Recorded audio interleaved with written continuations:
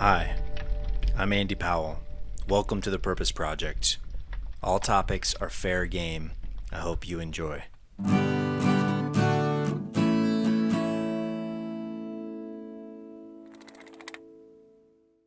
All right, Michelle Burchill, welcome. Thank you. You are currently the Yavapai County recorder. That's the rumor. How long have you been the recorder? I was appointed July 25th of 2022. Appointed. Yep. It's an elected position though, right? Correct. So how'd you get appointed or why did you get appointed? Well, I started in elections March 17th, actually the PPE of 2020. I had put it in the universe several years ago. I tell this story a lot if you've never heard me talk. I really kind of got into politics around 2015 and really started paying attention to what was happening, around me. And I had a really not great voting experience for the 2016 election. And when I did, I went home that evening and I told my husband, I said, I'm telling you right now, one way or another, I'm putting it in the universe. I will work in elections. Never thought much about elections really until Donald Trump, to be honest with you. That was when it was like, oh my gosh, like somebody's saying me first, my family first, my country first. And that really kind of woke something inside of me. I got really excited about it. And I moved to Arizona right before my daughter was starting high school. My in-laws live in Chino. They've been here since 2006. So we've been visiting Yavapai for years. And I worked for a small business. I had just gotten a job offer and was supposed to start with the state and the Department of Economic Security. And I saw a voter registration job posting and something just told me I have to apply for this.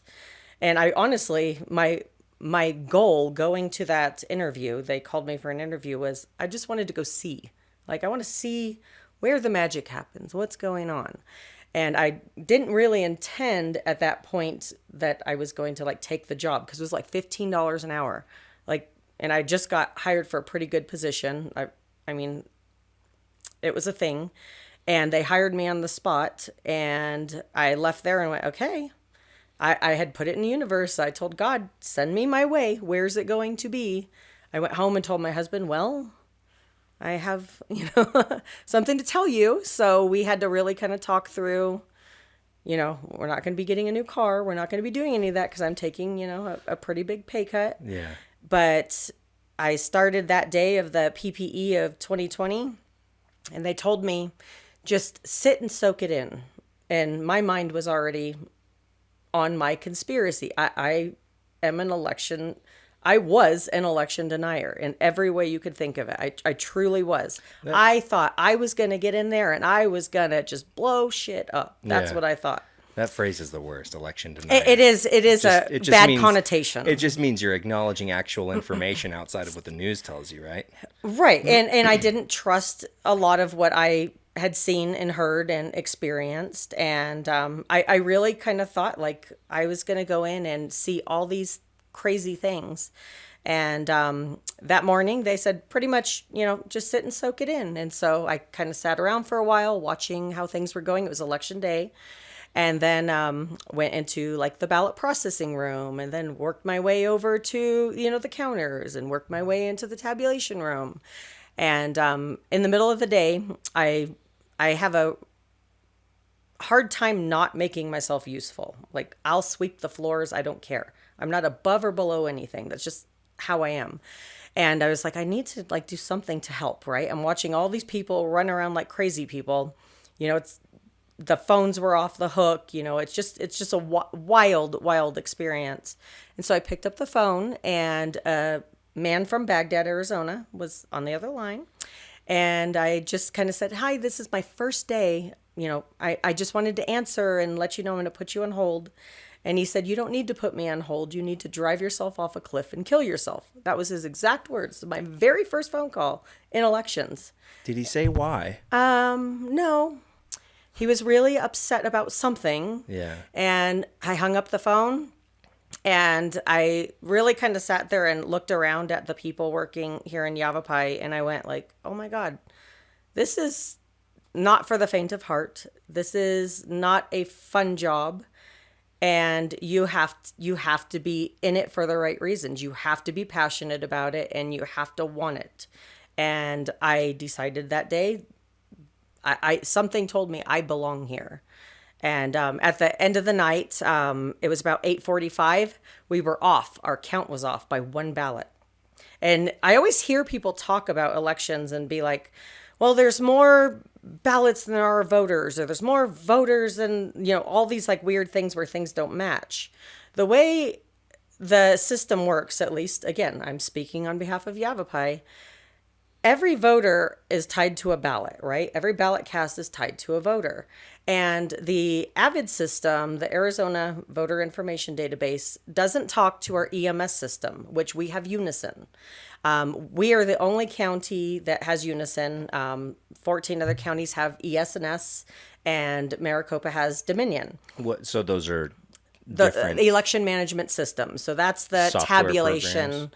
That's everything that's calculating the votes. Okay, so that includes the software itself, the physical machine, Correct. and the interface between those two being a person that sets it up to receive votes. Yes, to tabulate the votes. The Okay. EMS is tabulation, AVID is registration. They don't talk to each other. Two completely separate things. And it's actually done really smartly because the Board of Supervisors oversees Lauren Custis, who's the director of the elections department. Everyone always assumes the recorder is the one that oversees everything. That's actually not how it works. And after really understanding it more and, being behind the scenes, the design is set up really smartly because you don't want me to be the only one overseeing all of that, right? You don't want me to be the one counting the votes and the one doing this part, right? Because accountability. Yeah, not one person should do Right. all those jobs. Right. And so that night, on my first night, we were off. The elections department showed one less ballot than I showed, or my predecessor showed, for voter registrations of ballots cast. And I'm going, well, geez, it's like 9 o'clock now, and I'm freaking tired. I've been here, all day since 6 a.m. Jeez. It's just one ballot. That's literally going through my head as I'm going in, I'm exposing everything. And now I'm going, well, it's just one ballot. Come on, right? Man. And everything stopped, and everyone started pulling back out batches and containers of ballots and going through everything. And I was just going, oh my gosh, like it was my epiphany moment of every ballot really does count. And I was just so surprised at how important it was right at that moment. And it took about 45 minutes, and they found it. It was 2 ballots stuck together, and you'd be surprised the stuff that you see come through on ballots, and you go, "What the heck? Where did that come? Where was that ballot?" Right? We say everything's lemonade, Oh, that's nice of you. but it was really kind of like oh my gosh, like everything had to match, right? Everything had to be that way, and that was kind of my first experience of.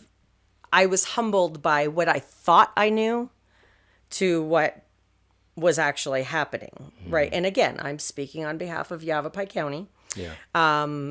And ever since then, my mindset is more now, how can we improve the process, right? Because everything I look at is what went wrong somewhere, how can we prevent it? And if I were the criminal that was trying to cheat, and that's how I looked at it, right? Yeah. My mind's working. If I was going to manipulate something, where are the weaknesses, right? Yep. Where is somebody going to find that loophole? And I couldn't find it within our processes the way it's set up, because we're not only doing the chain of custody telling us who's touched your ballot through the whole thing, but that break in those two systems and those two departments really kind of helps with that. Because let's say I wanted to... Which two departments are you The referring election to? and voter registration. Okay. 2 separate departments. Yes. Separate people, separate everything. If I wanted to say I was in tabulation and I was working in there, because these are things I've heard, that somebody added some ballots to, a batch or whatever it is. If somebody were to do that in the tabulation room and we connect our dots, no, that's not going to work, because where did those ballots come from, right? And I started really kind of thinking about, like, what could somebody do, or where would those gaps be, and where can we shore those up? So we've done different things, like we always hear about the potential of somebody getting hacked, right? Or somebody getting in there and manipulating the voter data or the EMS system. One thing we do now is every day, we actually reconcile twice a day now, around lunchtime and at the end of the day, with all of our voter information and all of our ballots. And we take that and we actually do a separate, just a standard Excel sheet, and we input everything at the time, what the counts were. So we're tracking it several times a day, so that if something weird comes up or something doesn't match or there's an anomaly, we're doing something that's not within the systems, right? It's little things, right? It's those little things that just give us that little bit more feeling of, okay, if something bad happened right now, we have all of this not connected to anything. And we try to look at things that way. Like, what can we do to be preventative? And what if something did happen? How are we going to mitigate it or solve it? So we try to be problem solvers and preventative. And that, fortunately and unfortunately, boils down to the character of the individual person working in that position. It doesn't come along with the position, because somebody can get into these positions and not have that level of passion, like you were saying before, to really want to find the holes and the problems and the potential defects in the system, right? Well, I mean, I guess it's like every job where you look at it and you think, well, I could totally do your job better. Like, you're doing a half-assed job right now, you know? It's like, I always say, like, I'm from California. When you walk into the DMV, everything I do when somebody does a poor job, it's like these people at the DMV. Right. Not trying to talk shit about people at the DMV. No. Just saying it's a bad experience every time. Their job's not exciting. They don't have a huge incentive to do a good job. They're just trying to get through the day till they can clock out. And hopefully voter systems and election integrity is not like that, because the people working in there care more, ideally. Yeah, and I do feel that way. I feel like even when you look at, like, candidates, right? Like, I've never run for office. This is super uncomfortable for me. I will sit in front of 500 people and I will sell you all day on what a good job I do, what I'm passionate about. But to say, will you sign my petition? I'm really funny about that. I don't know. It makes me uncomfortable. But I look at the people that I work with, and every single person in my departments, I feel like they're there for the right reasons. We don't get paid. We don't get paid enough for what we do. Yeah. We deal with a lot of animosity and a lot of bad situations and really high stress situations.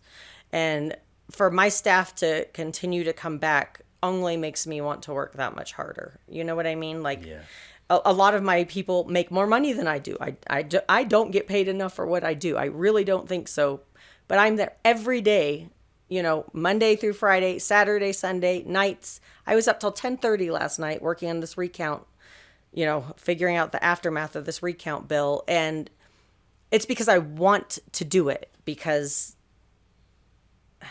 it matters. Because it matters.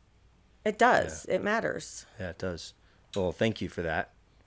You're welcome. Still recording? Yeah, it's one of the most important jobs that anybody can have, and for you to actually care about it is a pretty big deal, and it's pretty important. And I think there's a lot of people out there that are thankful that you care. And if we had somebody that didn't care, there would be a really big problem. And yeah.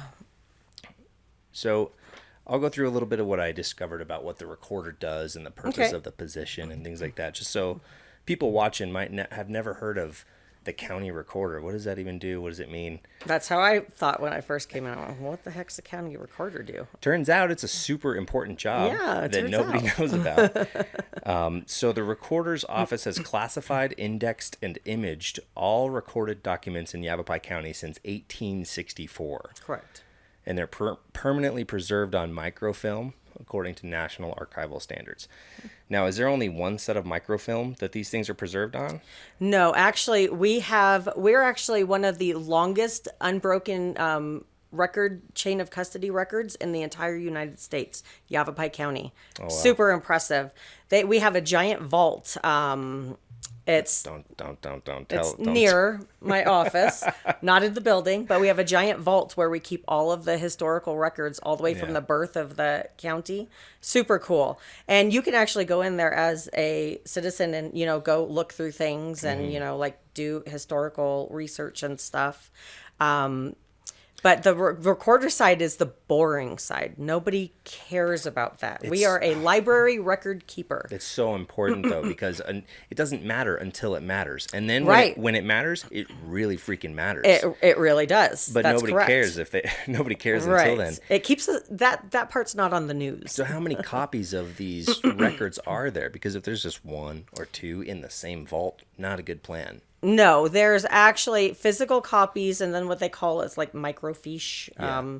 And then everything now is pretty much almost all online. I think we have a few years left. Every time we have slow time, we are inputting this stuff. On top of that, right now, we are going to be investing a lot of time and money and effort into redoing those really sensitive documents and having a preservation company come in to do more of our books where they'll rebind them and, like do all of that stuff to them because of the fades and, the discolorations. So that's going to be our next big project. And Yavapai County is... we're the stewards of history, right? Yeah. It's such a big deal. It is. And our board and myself and my predecessors have all had the mindset that we will always make sure those records stay in our county. There's been times that people have said, oh, well, take them down to, the archive libraries and the state libraries and all the stuff. And we're like, no, we'll just hold on to that. That's something we really take pride in. Is it legislated that we are required to hold on to that here? No, it's legislated that we have to preserve certain documents. It actually all comes under the state library archives.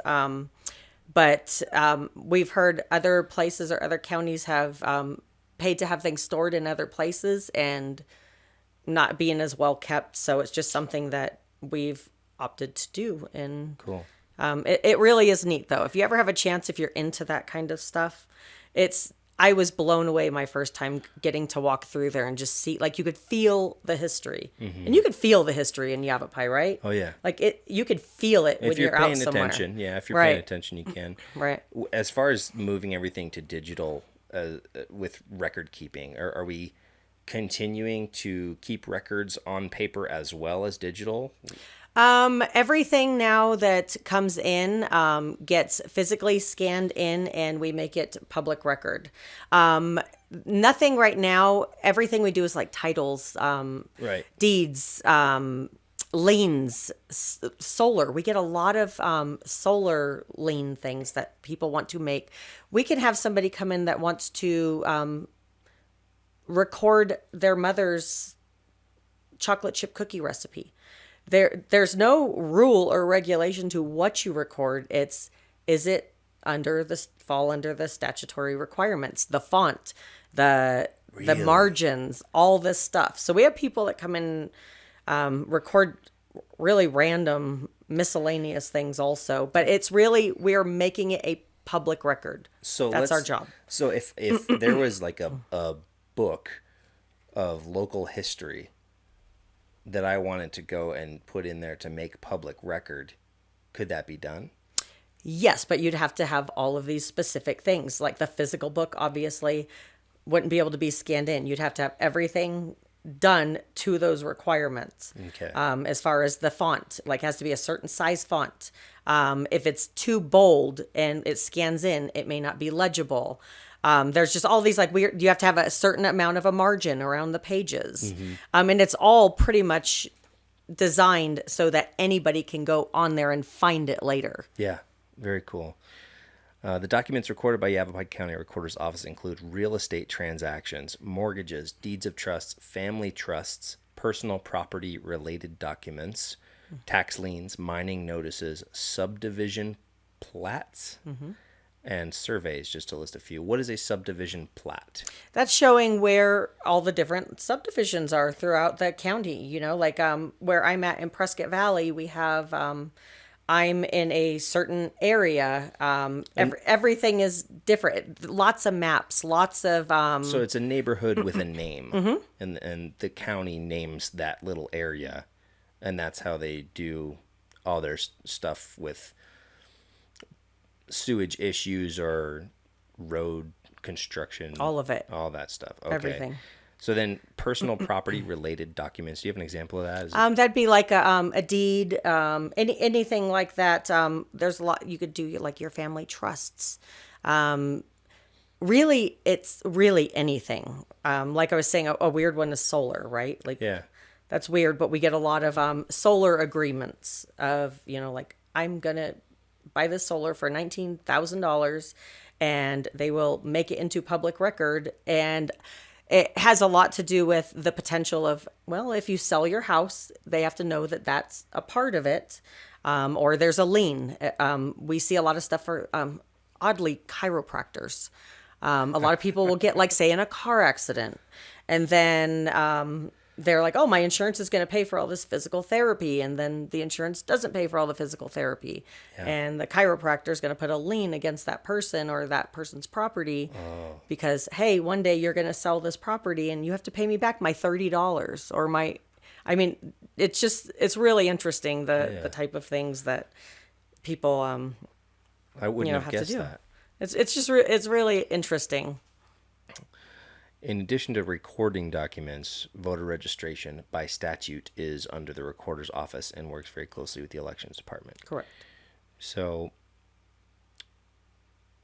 can you tell me what happened with being appointed rather than elected when you were first got involved? Yes. My predecessor, Leslie Hoffman, she's a native to this area. She's been here 40 years.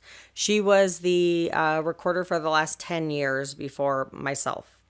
I ended up being her executive assistant. I moved up through the ranks pretty quickly. And after 2020, things kind of really went south.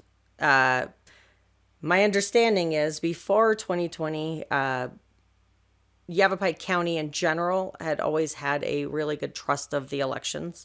I'd say that's probably the common theme, throughout the U.S. It was never like Questioned. so polar, right? Yeah. And after the 2020 election, we definitely started seeing a lot more hostility, a lot more people coming and, screaming at board meetings and, making demands and things like that. And we lost our election manager first, and she just said, like, I can't do it anymore. It's become too much. And I had considered, do I want to try for that position, right? Because I've never been on the election side. I've only been voter registration. And I went to Leslie and said, hey, like, if you're sticking this out, because she was planning to run for one more term. This year, she would have ran for one more 4-year term. And I said, if you're planning on sticking this out, I'm going to be ride or die with you. And I'm going to stick this out with you. And she looked at me and said, apply for the position, because I can't promise you that. And I went, oh, wow. Like, I didn't realize I saw the stress, because she's the face, right? Even if it's something on the election side, or even if it's something in another county, she's the face of elections. She's the enemy. I'm now that face, right? And I saw it. I saw people treat her really bad. I was there with her, and it was really hard to watch. And I moved to the election side because I figured I could tell when she told me that her heart was kind of not in it anymore. And as soon as I accepted the job, I found out that the elections director was quitting also. And I went, oh, geez, okay. So here goes the elections manager. The elections director had just given her notice. And I'm looking at the recorder going, it's coming. And it did. And we lost all three of them within 59 days of each other, right at the time of the primary and general of 2022. Oh, wow. And so, like I was saying before we started, I worked 70 days straight. Yeah. I don't get paid overtime. I don't get paid anything. Oh, man. And I literally developed like weird like stress things. I had to go to like a dermatologist because I was getting hives, and all these things were happening. Physical things were happening to me, but I knew I have to give it 1,000,000% because now there's nobody. There wasn't a recorder. There wasn't an elections director. I just started as an elections manager. Totally different world from what I was doing. But we did it. We made it through. And while I started on the election side, getting through the primary, learning about, the e-poll books, learning about the ballot marking devices, that's all elections. So I hadn't touched any of that or understood that side. Learning about how to coordinate vote centers, because vote centers, voting on election day, completely different than voting early in person. Everything's different. And, when Leslie gave her notice, everybody just went, oh my gosh, what are we going to do? She was kind of the straw keeping everyone together. And several employees said, Michelle, you gotta do this. And I was like, I've only been here like 2 years. What the hell are you guys telling me for, right? And I said, if it's meant to be, it will be. And I prayed about it. I talked to my husband about it because I knew what I was getting into. And I knew it wasn't going to be fun. Yeah. And I figured I'm going to give it a shot. And I went against one other person that applied for the position. Had to go in front of the board in a public meeting and kind of state our cases and answer questions. And they appointed me unanimously. And I said, okay, now it's time. So they appointed you because the other person left early? Mm-hmm. Okay. And the final straw for her, just so you guys know, and I'm sure if you've done research on this, her dogs were poisoned. Like, her dogs were poisoned by somebody in our community that she wasn't Republican enough. And she is a hardcore, gun-toting, Bible-thumping Republican.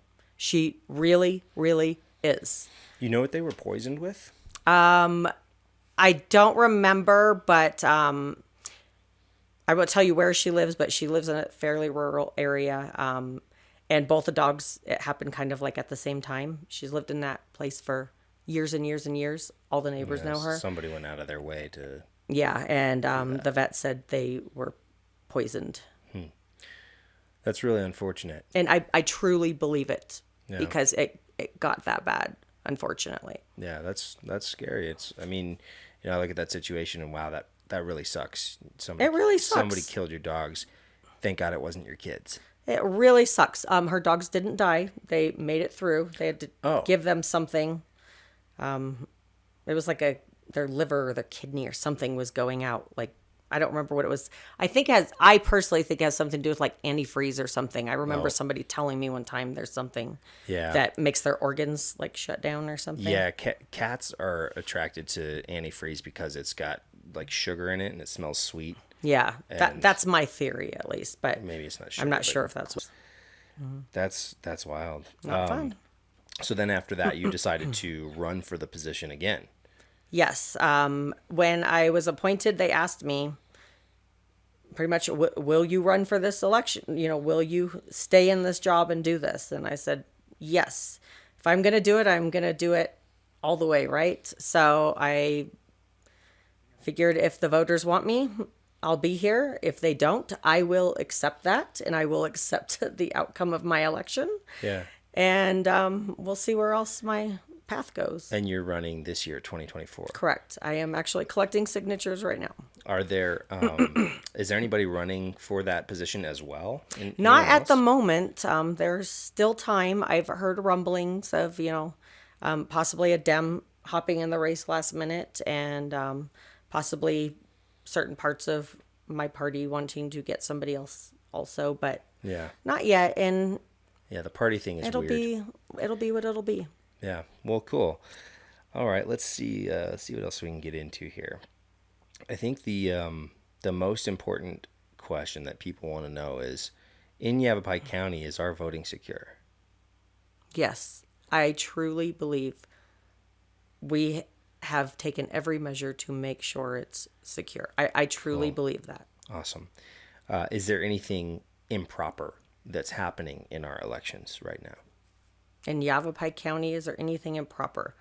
No, I don't believe there is. I've been under the mindset that if I see something, and you hold me to this, I will. if I see something or if I feel something isn't right or we discover something, my moral compass tells me I have to expose it. I have to say, nope, this is what it is, right?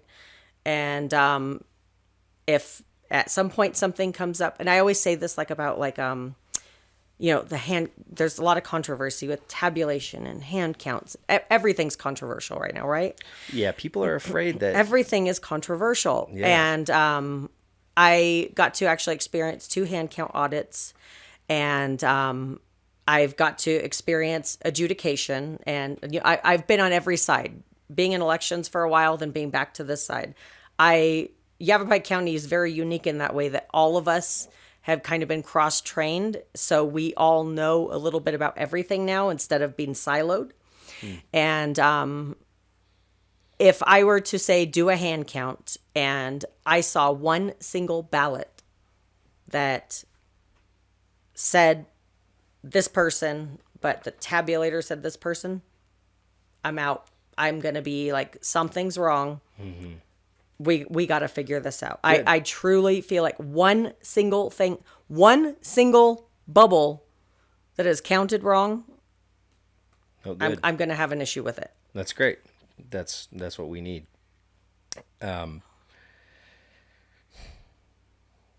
What exactly is the process for chain of custody in Yavapai?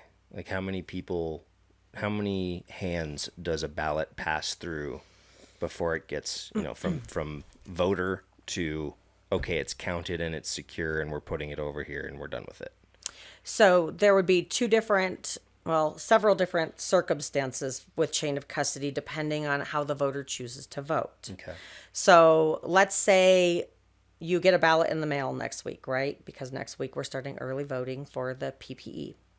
And you choose to fill it out at home and put it in the mail. You're going to have your postal person, which I don't know who they are, who they're affiliated with, what their preference is as far as how they vote. I don't know any of that. Then it's going to go to a local place, and then it's going to hop on a truck to Phoenix. I don't know who that truck driver is. It's going to go to Phoenix for central processing because all mail in Yavapai County goes to Phoenix. Then it's going to go through that process, and I don't know how many hands it touches in Phoenix. Then it's going to hop on another truck back up here to our local mail facility. And I just recently, we changed this last part. It would have come from another carrier to our office, but we actually now will take a bipartisan team to the post office to pick it up, to take one less person out of it. It's the little things, right? Like Yep. every little thing we can do. Oh, yeah. All adds up. So then when it gets to our office, it's going to go through what's called ballot processing. We have to physically, by hand still, by hand, physically pull the tab off to expose your signature. Mm-hmm. Then it's going to go to signature verification, and somebody's going to sign out. So we open all the tabs, and we batch everything by 100, right? So 100 ballots, 100 ballots, 100 ballots. Then the signature verifiers are all sitting in a room together in front of our nice big new windows. And they're going to physically Windows that I could go stand on the other side of and watch you guys count. Yes, you should do so. I might. You should. And they will scan each ballot code, and it's going to pull them up on the screen and do their part. So during this, when they come to our office, somebody signs off. we received all of these ballots, right? So that's the first paper chain of custody. Then somebody's going to check out those ballots to physically do signature verification. While the signature verification's going on, the database is tracking what ballot you touched, what ballot you accepted, what ballot you didn't. As an individual, As an individual. Like every person has a unique login and everything. Yeah. From there, once they say, yes, we like the signature, and it goes through that process, they get batched up and then they get sealed. And then we actually transfer them to the elections department, another chain of custody. They have to acknowledge and sign off that they went from my department, my custody, to the elections department. So this is stuff we can look back on a year from now and see that this is where it went. Yep. And these are the people who signed off on it, Yep. etc. Okay. All of it. Yeah. And then when it gets to that, then what it does is it's released to what's called early boards. And the early boards are bipartisan teams. And this is where the actual ballot gets exposed. So everything in my job now, I don't see the ballot. I don't see how you vote. I don't count the ballots. I did that when I was on the election side during that 2022 cycle, but now I'm not a part of that.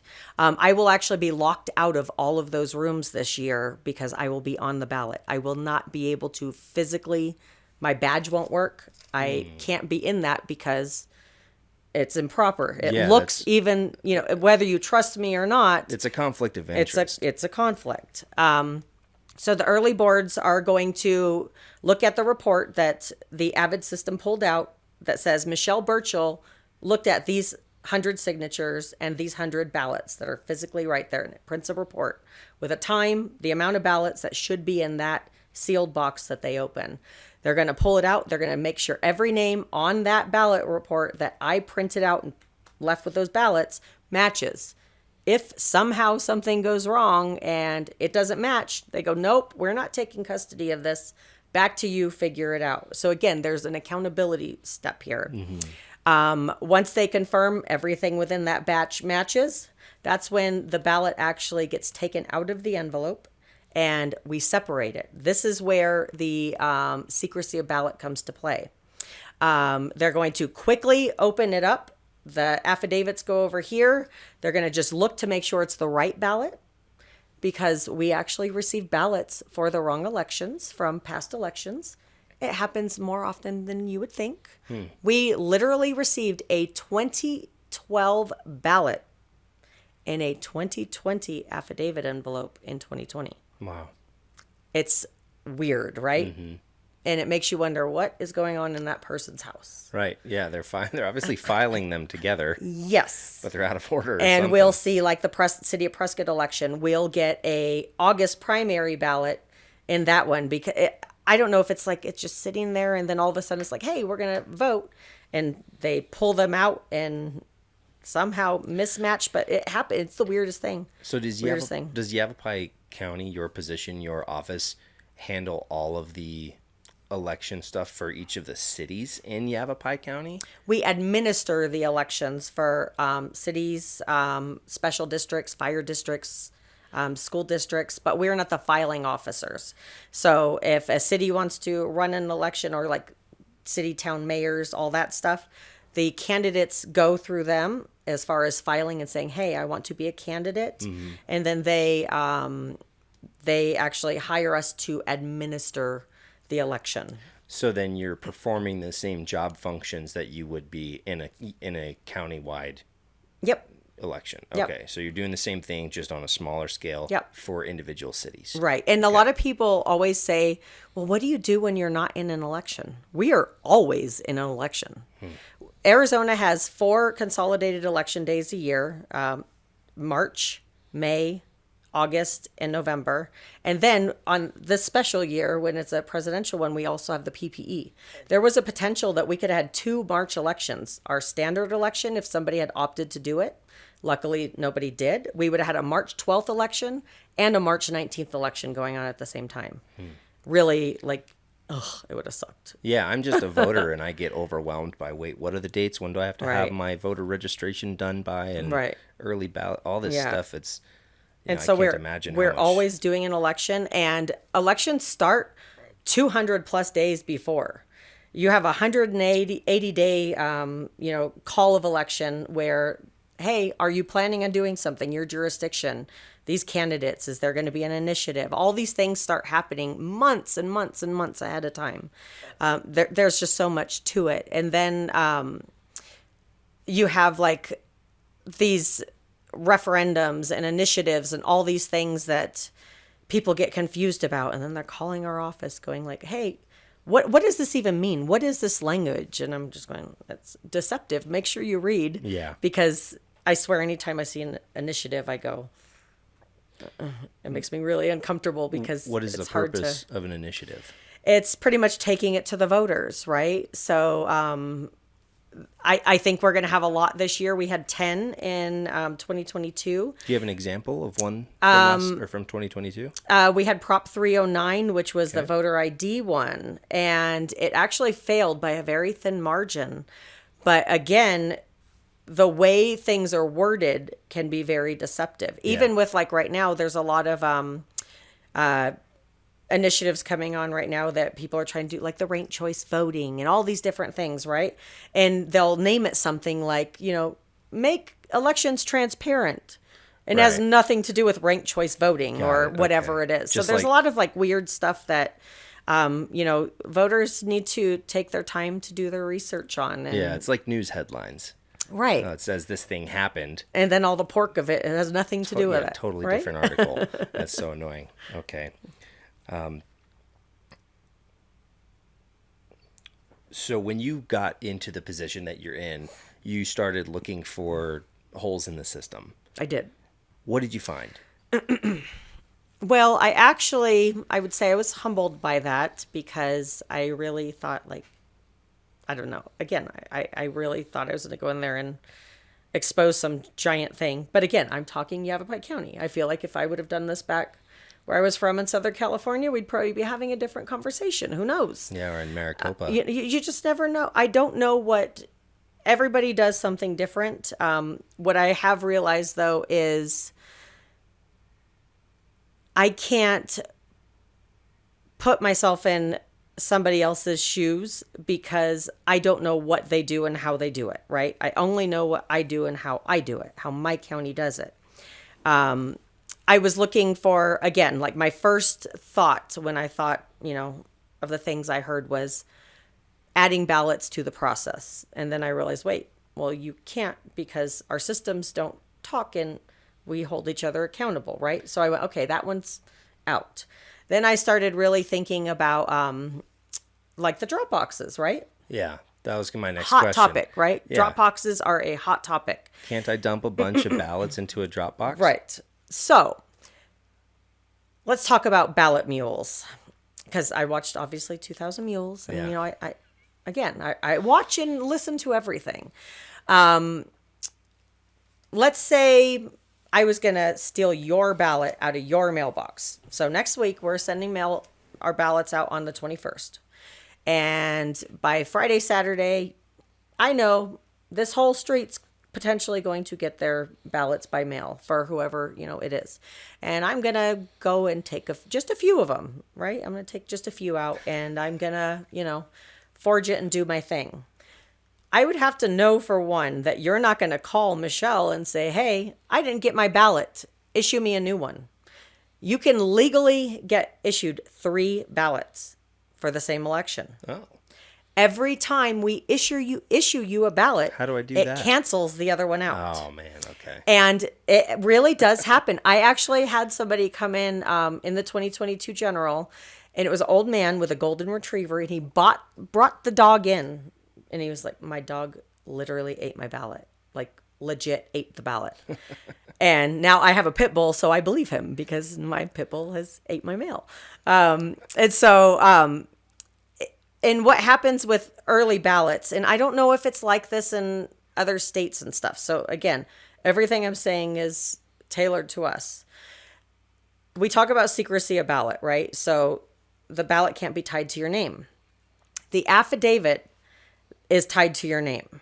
So I steal your ballot, but you call me and say, hey, I need a new ballot, or you come and vote in person. And I got your stolen ballot that I'm going to go, collect a whole bunch and I'm going to drop into a drop box. As soon as I give you a new ballot, that ballot's canceled. So it doesn't matter who has it, where it is. We could care less. You don't have to turn it back into us. The system is actually set up where that ballot affidavit with that ballot in it is actually canceled. And you could try to scan it in. I have a really cool PowerPoint on this that I do at presentations. And you can physically see what I'm talking about. And it's going to show a big red thing. Nope, that ballot is no longer active. That affidavit is no longer active. People seem to think you can just drop like an empty ballot, without the envelope that's tied to it, in a ballot box. If you put any type of ballot in a ballot box that's not tied to the affidavit, we don't know whose it belongs to. We don't know if it's verifiable, so it doesn't count. Okay. It's nothing to us. Okay. Nothing to us. So I couldn't make a list of addresses and then print out a bunch of those same ballot forms and then fill them out myself, fill out an affidavit for each address, because we got white pages, right? Mm-hmm. You can look up who lives where, and you can make a lists and lists to do that, and then somehow get a hold of those types of ballots. Are the ballots numbered or anything? There's a unique ballot code that is assigned to every single affidavit that gets mailed out, that's assigned to every voter. And every time that one of those is activated, anything else that was prior to it is no longer activated. So it doesn't matter because they're unique to the voter. Okay. So that even if I went and printed those ballots on my own, 1,000 of them, it wouldn't have that number on it. Therefore, it wouldn't get counted. Right. Okay. Yeah. There's all these, and again, because you hear it, right? Like somebody put 10,000 things into something. Right. So yeah, it's a lot harder than you would think. Now, when we still talk in this county. Right. And you talk like ballot harvesting, there's still the options of somebody obviously going and paying you. Like, hey, I want you to vote this way, or I'm going to buy your ballot, sign your affidavit envelope. All those things are out of our control, right? I hear a lot about the senior population being a target for stuff like that. Yeah.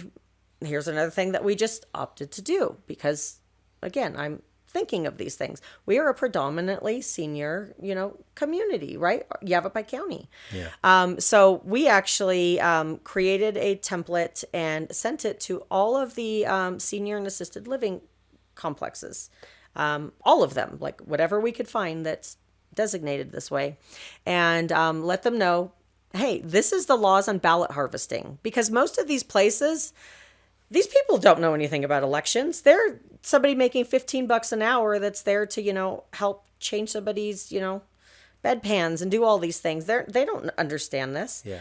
And we're telling them, if somebody comes to your facility and says, hey, we just want to help all these people vote their ballots, no, that's against the law. So that's something that we just started this last election, the November election. I really kind of started thinking more about this. And I was like, what can we do to deal with that side, right? Everything I do is, what can I do, even if it's something small? So we sent something out saying, this is the laws. Make sure that you understand if somebody arrives at your facility saying they're going to do this, good intentions or not, it is not okay. Nobody should be there collecting ballots or assisting ballots unless it's a certified election official, right? And then I started thinking more about it, and I thought, well, all these places that are assisted living, all these senior places, they can't get out to go to a vote center. They can't maybe get out to vote early or do any of this. They're forced to use the mail. And I'm trying not to bash the mail, but again, I don't know the chain of custody because I don't know all of those hands. Right. And I'm really funny about that. I'm supposed to be responsible of this, and this is an area I can't guarantee who's touched it and what's happened. There's basically no legitimate chain of custody at all within that process. Right. Not, at least it's not coming to me. I don't know what the mail has as far as their chain of custody, but it never comes to me saying, hey, all these people through all these things touched it, right? Yeah. And so I actually we're doing a pilot program right now. I started it with Touchmark in November. And I have a team, a bipartisan team that's been background checked, taken the oath. When I look in, I'm screening somebody that applies for a position with me. Everything we have to have, it can't all be Republican, right? It can't all be this or that. We have to this is one time you actually kind of have to discriminate against, an applicant. Sorry, I have too many of this applicant. I can't accept you. I have to look for somebody of a different party. Yeah. This is like a unique time that like these things happen, right? So we actually went to Touchmark, and it was my first pilot, and I personally went to that one.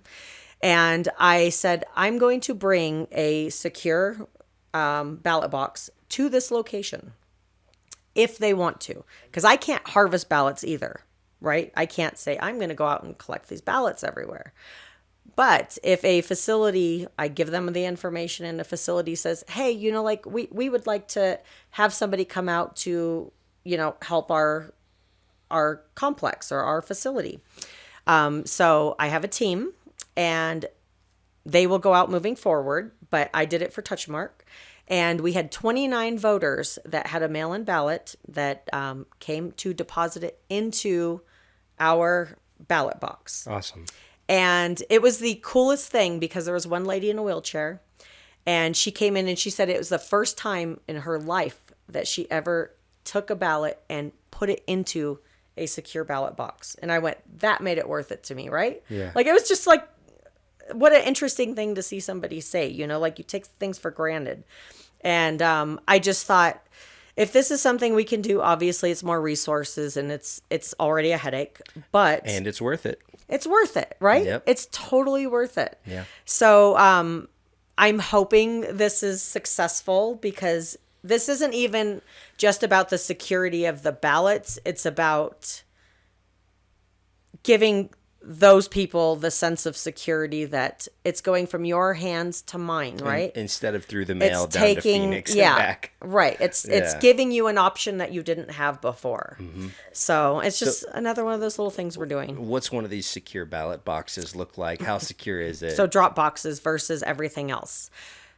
In 2022, some of our locals came to us and said, hey, we're going to start a Dropbox Watch program, right, after 2,000 Mules. And I said, okay, well, if you're going to do this, make sure that you obviously are not intimidating voters. Protect yourself from legal litigation. I understand why you're doing it, right? I understand why people are like, we're going to take this into our own hands because we see what's going on, right? We don't trust it. And I said, be careful, because there are going to be people that feel intimidated by it. There are going to be people that are going to be pissed off if you're taking pictures. My husband and I, we are not about that. Like, I don't want your ass taking pictures of my license plate or thinking you're doing nothing, right? Like, we just feel some sort of way about it. And I was saying, so you got all these different factions of people that you have to think about when you're doing this. Yeah. But I understand why you want to do it, right? Mm-hmm. So we actually, up here in Yavapai, we're kind of the birth of the Dropbox Watch saga that sounds came, about right. Right? And soon enough, it kind of mirrored into Maricopa, and we were seeing it on the news. And now there was this like injunction against all these groups, and all this stuff had happened. But during that, I was going, I can't do this. I was having people calling saying, I'm scared to drop my ballot off now. I had people calling saying, I'll shoot somebody if I see somebody standing out there taking pictures. I mean, we had some wild calls, and I'm going, oh my God, how am I going to tone this down, right? And I told my staff, I said, as soon as this election cycle's over, I'm taking them out. I'm taking out all the drop boxes. I don't care. And I really thought that's what I was going to do. And then I had to, come back down to earth for a minute and really think about it, and really kind of everything I do. I always tell people I'm doing it for what I think is best for my county, what I think is best for my voters. And I weigh everything on that, right? I have to really weigh it. Not that it's going to benefit one side or the other. This is when I'm wearing this badge, it's about every voter doing. I don't like how the last two election cycles, my mind does not fathom the last two election cycles and how people voted. It's a struggle for me, right? But I have to make sure that every voter, no matter how they feel, how they vote, I have to cherish that, right? They're putting that responsibility to me. So I looked at the drop boxes and I thought, okay, December 12th of 2022, I told my registrar at that time, I said, get me all the stats. I want to know how everybody voted. Like, what was the trend? Because we saw the Republican Party saying, wait till election day, vote only on election day, don't vote early. Mm-hmm. Don't vote early because they're going to know how much to cheat by, right? That was the narrative. Oh, okay. And then we saw that hold on to your mail-in ballot and turn it in on election day. Uh-huh. And I was going, oh no, this isn't going to be good. Don't do this. You don't understand all the things we have to do in the background. And we just knew it was going to bottleneck. It was going to be bad. Yeah, because if I have a mail-in ballot and I don't mail it in, right, and I go turn it in, it's going to be harder to count. We have to do all this extra stuff. Okay. All this extra stuff. Okay. And so we knew already, oh my God, this is going to suck. But I wanted to see, okay, Yavapai County is a very red county. How did all of this narrative change how my county voted? And it didn't. We still overwhelmingly vote early. Republicans overwhelmingly vote early here. And we still overwhelmingly vote by mail and vote by drop box.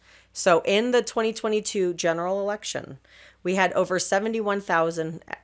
The exact amount for December 12th was 71,739 ballots were put in a drop box. Another 27,000 were mailed. And then 21,202 people voted on election day. Overwhelmingly, we have a red county that votes red, but is going against what everybody thinks the narrative is on how they vote, right? Mm-hmm. And I went, okay, so I'm sitting here being selfish, thinking I'm going to get rid of these drop boxes because I don't want to deal with the headache of everything going on. But overwhelmingly, a majority of my voters chose to use them.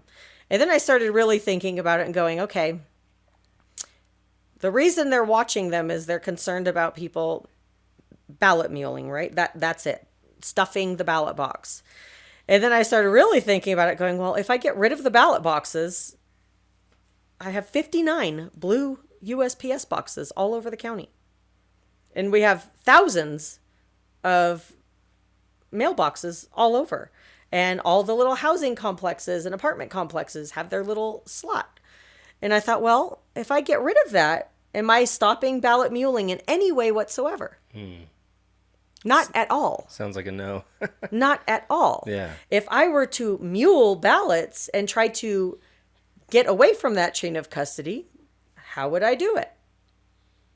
And I really kind of had like a wake-up moment and went, okay, something's not right with the way my narrative was thinking. And I know I am saying something against what our party believes, right? What my party believes. Well, at the end, I don't know if you're a Republican, but what my party believes is they don't like drop boxes. But then I started going, well, the only way that I know where and who your ballot touched is through the drop box if you're going to be a vote by mail voter. Yeah. The only way. Personally, I don't really appreciate the party thing because it seems like you're being shoved into one of two camps most of the time. Right. If you're this, if you're this, that means this is how you are. If you're that means this is how you are. Right. I'm kind of a Republican leaning libertarian.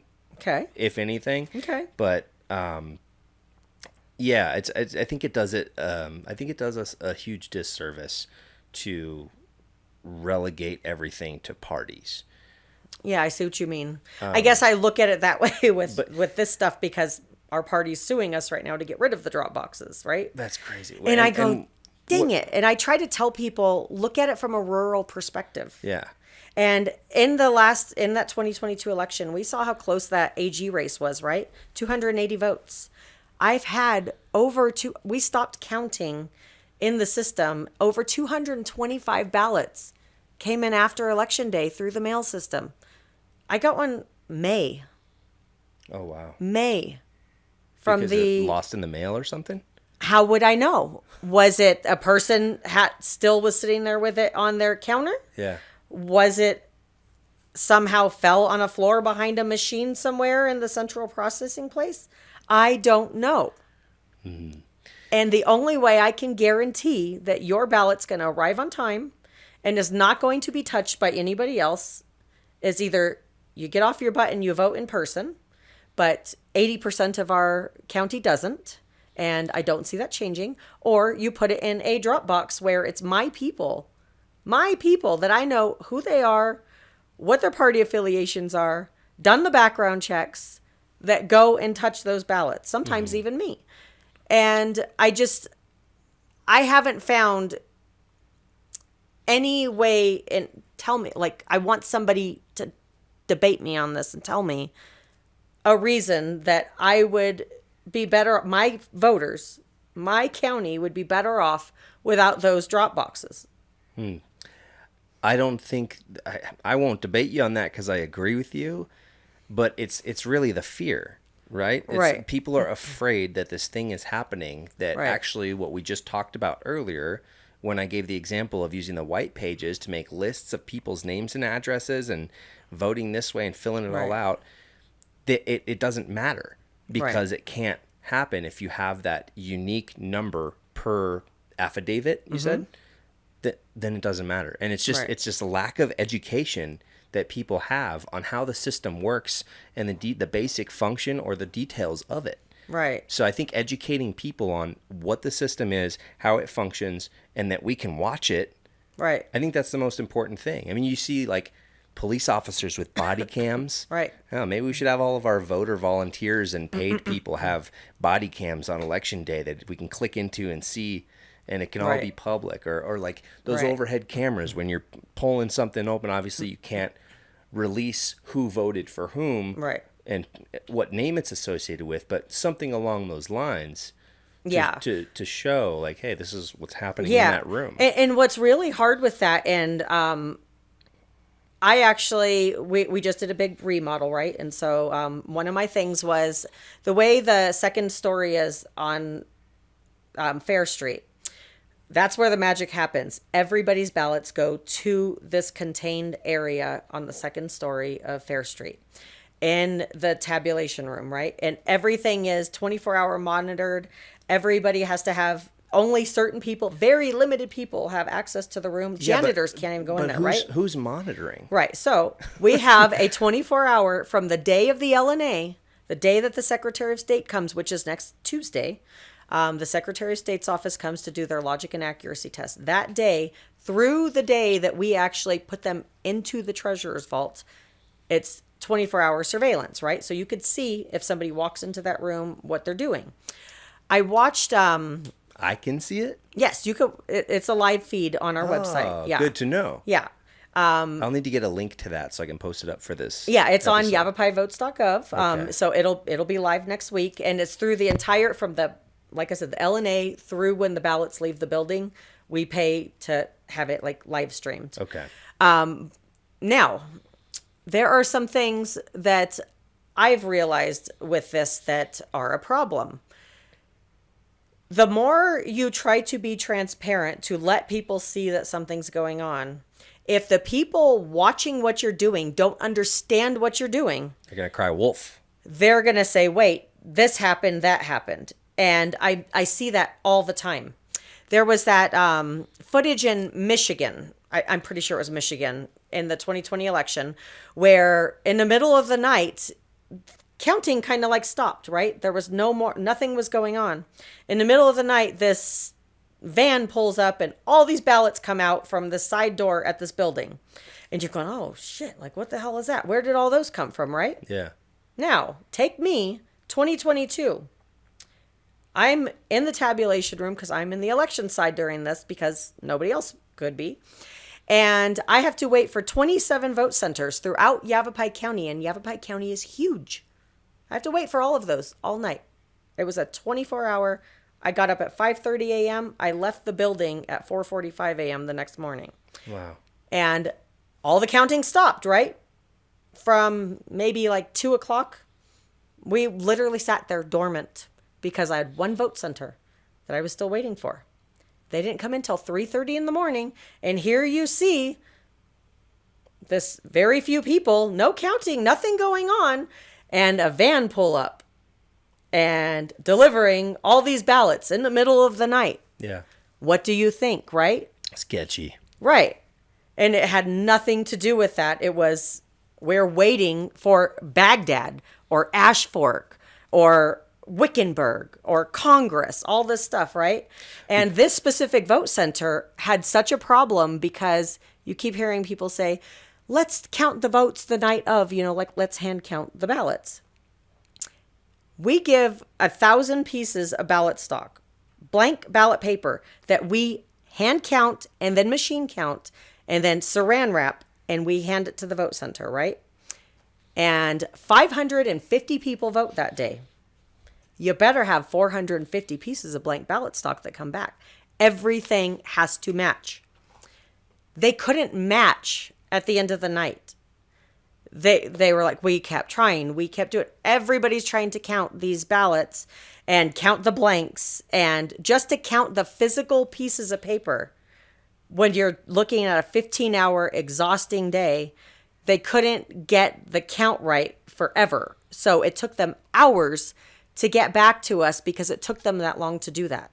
And it's not because, okay, they just couldn't count. It's everything, it's exhaustion. It's everything. Is there a standard time that voting or polling locations close across the county? Every polling place closes at 7 p.m. Okay. But if you, if you are in line, we have to keep you open. Okay, so let's say 7:30. Most places have closed down by then, maybe 8 o'clock if there's long lines. Yeah. Okay. This year it'll probably be longer. Yeah. And then you have a voter. I had a voter in early voting that sat at a polling booth for over 2 hours. Jeez. She wanted to read everything about every initiative and everything, and she sat there for 2 hours. We can't go up and say, "Sorry, ma'am, like we got to go," or "Hey, there's a long line." We need about 330 million more people like that. There are variables that are happening that are so beyond our control that you have to expect the unexpected. So if the closing time is 7 p.m., people don't get done until later. And then once they finally actually close, all the people are gone, then the volunteers and the paid people that are at that site, then they can start their process. Yep. Then they reconcile. You have to shut everything down. You have to pack everything up. You have to look at how many provisionals were there, how many people voted with a BMD, how many people voted a regular paper ballot, how many people checked in on the e-poll books, how many people had to do a conditional provisional because they showed up and didn't have ID. Okay. All these things are on these forms, and you have to sit there and add it all up. So a lot of people argue and advocate for same day hand counting can be done. These other places do it. Why can't we? That may actually not be realistic depending on how many polling locations, when they shut down. Yeah. So I'm kind of in the mindset of whatever our lawmakers decide to do is what we're going to do. I'm not going to say we can't do it or we should do it. I'm going to follow whatever our legislature, we elect them to make these decisions. If they decide that they're going to go back to precinct voting or hand counting, which I don't foresee happening anytime soon because of vetoes and things like that. But if they decided to, we would have to figure out how to do this. And I always feel like if there's a will, there's a way, and we're not going to fail here. So we will make it happen. But the biggest thing that I think is an obstacle that people don't think about when you're like, let's just go back to 1,000-person precincts and you can vote in your local neighborhood. The ADA requirements now are off the chain. You can't have a round knob. We have to take levered knobs and change outdoors at voting locations. You can't have more than a 10% grade or an incline. gravel parking lots, all these things that you would never think about are coming into play. So it's not like, oh, well, we can just go vote in somebody's garage. None of that. That's not a thing anymore, right? Inclusivity, huh? All of those things, the ADA part of it is rough. And then on top of that, you think, oh, all these places just want to be a vote center or, want to be a polling place. No, not anymore. We have less and less places that are willing to do things and want to do it because look how toxic it is. And you deal with electioneering and you deal with the people that want to be like pro-abortion and the church is a voting site. So these churches are going, I don't want this anymore. Yeah, they don't I don't be want involved. these people out here doing it. Now you look at schools, I sure the hell don't want random people walking onto your son's school property to go vote in the cafeteria anymore. Right. There's all these things. Life has changed, right? Then I wouldn't have thought of any of that. I think of all of that. What's electioneering? Electioneering is where somebody's standing outside saying, hey, vote for me or let me, it's trying to sway a vote last minute. Okay.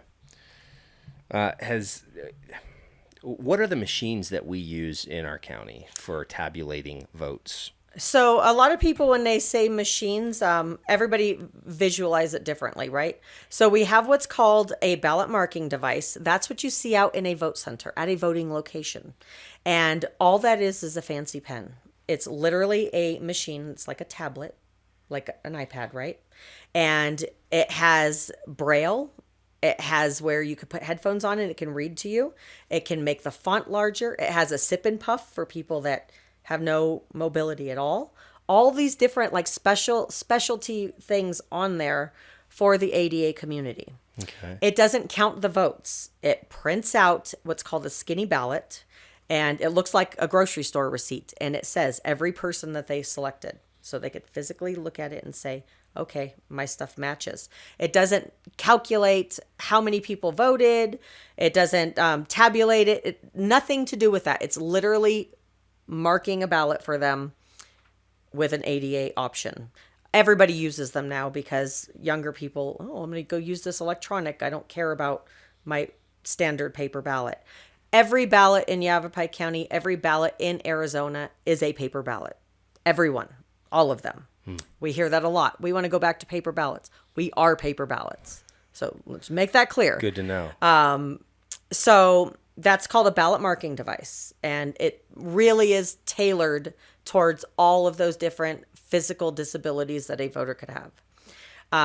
That's what you see at a vote center. Okay.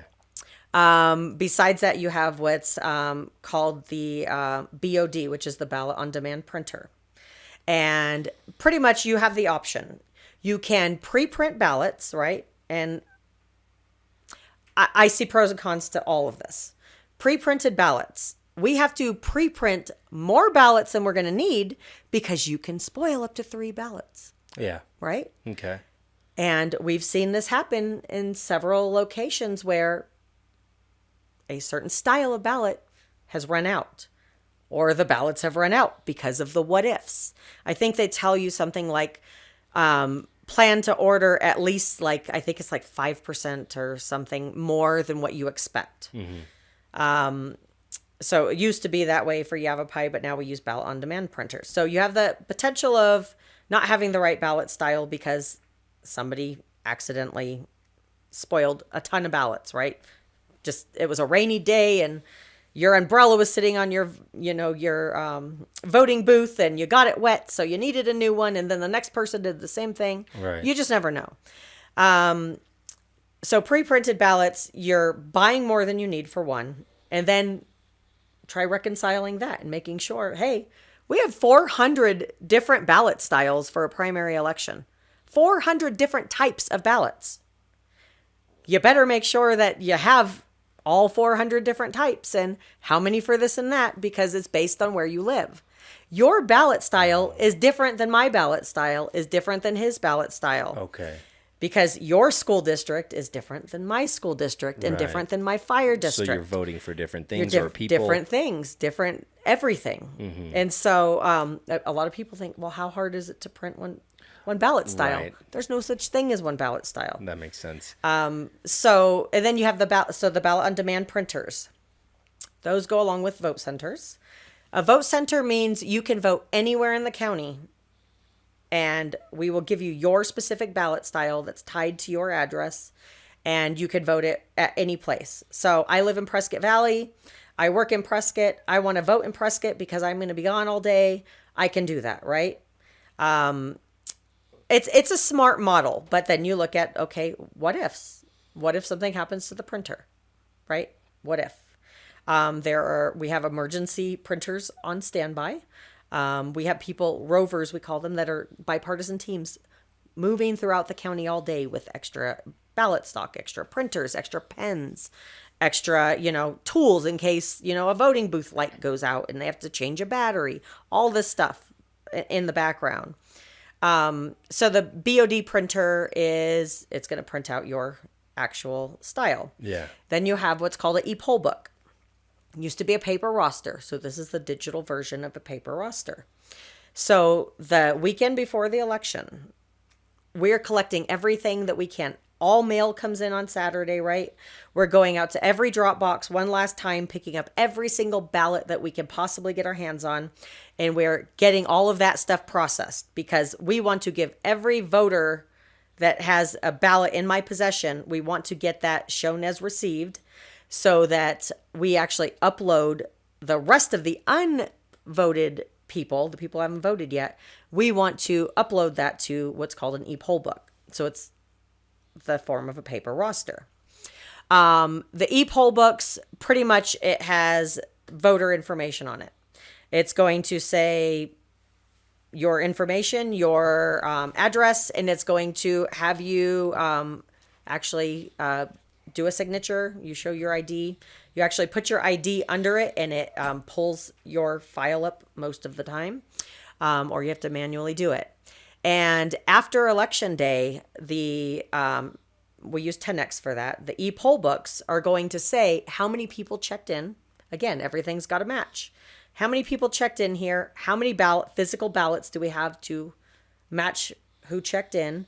And then the next morning, here's where the late earlies come into play. Everybody said, hold on to those ballots. Maricopa, I think, had like 400,000 vote by mail ballots that everybody dropped off on Election Day. I think ours ended up being like 18,000 from Election Day from the drop boxes and all the polling places and everything of my ballots, the early ballots. We can't even process those that night. We can't touch them because we have to make sure everyone that voted on Election Day actually gets credit in my voter information database before I process those to make sure somebody doesn't double vote. Right. And all these systems don't talk to each other on purpose. So it's not till the next morning after we're up all night, wait till the last one at 3:30 in the morning, finish tabulating at 4:30, leave, come back at 9 a.m., get about 4 hours sleep. Now we have to start dealing with all the e-poll books and making sure everything's closed down and everything's uploaded. And then we take that upload, put it into my voter information database to make sure I give credit to all those Election Day voters. Then I can process all of the late earlies. Wow. So when you're saying, why the hell are you still counting? That's why. Wow. Thank you. Right? Like, yeah, I mean, people don't know that. That's yeah, there's super all these important. things, right? And then we have these cure periods, 5-day cure period. So when it comes to the e-poll books, the tabulator machines, and all that stuff, how is it determined what equipment gets used? So the EAC, the Election Assistance Commission or whatever, federal level, they have to do, all these vendors have to go through them and do all this testing, right? And all these things, they have to make sure that they're, pretty much fireproof and everything else that goes along with it. So they have all their federal testing. And then Arizona, actually, not all states do this either. Not all states do all these extra things. Arizona does their own testing on the equipment and does their own certification. So it has to be EAC or federally certified and state certified. So if something doesn't meet it with the requirements of, the security features or the ADA features or whatever those features are, that company doesn't qualify for us. Okay. The Secretary of State's office this last time around, I thought this was really interesting. The Secretary of State's office did their recertification of our vendors. Dominion and ES&S both did some sort of like upgrades this last year, right? Or did some sort of updates to their systems. Unison hasn't had it yet, so our vendor didn't have to deal with this yet. But in 2023, they had to go through the process again. And so the Secretary of State's office actually invited the heads of the political parties to come in and watch them do this process. And then they actually live streamed it. I was one of 7 people that sat there on a live stream and watched this. For all of the people interested in elections, I was so shocked by that. They had put a PSA out. The link was on Twitter. Hey, we're doing this day. It was the weirdest thing, right? Because I'm going, how am I, like, literally they realized I was on, and one of the people, oh, hi, Michelle Burchill from Yavapai. That's how many little people, like, wow, little interest it was to watch what do they do to certify, like what tests do they run. And I'd never seen it. So, of course, I said, I want to see and know everything. Right.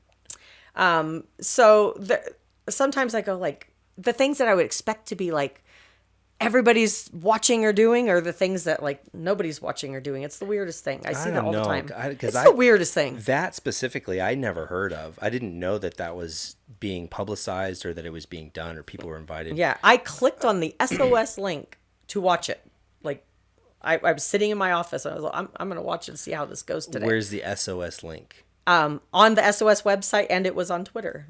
What's the SOS website? azsos.gov. Okay, nobody knows about that. People just know I got to vote and this is what I got to do. Yeah, like this there isn't are all the result these we expected. Yeah, there are all these things, like extra things that I'm just into and want to watch. Well, it only takes people who care extra to look into the process. Right. Of all the people that vote, there's okay, let's go all the way from the top. There's all the people. Then there's all the people that vote. Then there's all the people that look at what happens after the vote. Mm-hmm. And then there's all the people that give a shit about what happens with the vote. And then from that small pool, there's the people that are going to look into what happened. Right. And then from that pool, it's like, okay, how many of those people know about this SOS website? Not me. Right. But I'm looking. I watched all the trials for Carrie Lake stuff. Mm-hmm. And I saw the amount of people that were sitting there on the live stream. And I was like, I would think it would be more. Right. There's like a couple thousand maybe, but it should be tens of thousands. Right. So going to that election, what do you see that happened there? And do you believe these people were justly elected in that election? I think what happened in 2022 was a perfect storm. Now, I also think there should be some accountability to the people that run the political parties and the candidates who are telling people, wait till last minute to do something. I don't wait till last minute to do shit, because we are in a place where there are monsoons in August and potentially snow in December or November and everything in between. Kids, accidents, traffic, work, all these things happen. And I was watching... I watched this in 2020. I watched Donald Trump tell everybody, don't early vote, don't vote by mail, wait till election day, in the middle of the 2020 COVID pandemic. And I went, oh no, this isn't good, because I'm getting the calls of people going, I'm scared to go vote at a vote center. I don't want to be by people, right? I had more than I can count of people after both of those elections that called me personally, sobbing on the phone. I was told to wait till last minute and I couldn't make it. I was told to wait till last minute and I got sick, or I got COVID, or this or that. I mean, actually people crying on the phone to me. And I can't help but think, well, you have some personal responsibility to that. You can't just listen to what, I'm not a groupthink kind of girl. Right. Use your head. You have to take some accountability. Yep. And expect the unexpected. And I watched Trump do it in 2020, and I was going, this is a bad move right now. And I think there's a disconnect with understanding the tools that we give the political parties also. So I understand that, well, don't vote early because somebody's going to know how much to cheat by, right? That was one of the things we heard. Mm-hmm. And then it was wait till election day because that's when all the Republicans are going to come out, right? Dems vote early, Republicans vote on election day. Well, you're telling them to do that for one, but that's completely opposite here in our county, it's right? It's the reverse. It's different. But when you're telling people to wait till last minute to do something, we're Americans. We are procrastinators and we like convenience. And if you pull up somewhere, unless it's a Starbucks, you're not waiting in line for 2 hours in a hot ass summer.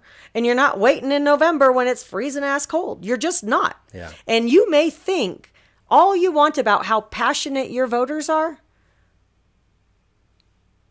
They didn't walk the walk, right? Yeah, I mean, that's the unfortunate there's thing. There's something to that. There's something to it. Well, it goes back to freedom, really, and how much people understand what it takes to have freedom, and how much people understand that it requires individual personal responsibility and pursuit of it in order to retain it. Right, and understanding that not everybody is like you. Right. Not everybody is saying, hell yeah, I'll go wait out there for, 4 hours to do this. I don't care. Yeah. People are not like that. People have lives and kids and, responsibilities. And so I watched this perfect storm happen again twice. 2 times now this has happened, where our party was telling people mixed information. Our candidates were telling people mixed information. On top of that, everything went to hell, right? So there was this perfect storm of scenarios where it absolutely impacted the outcome of the elections. It absolutely did.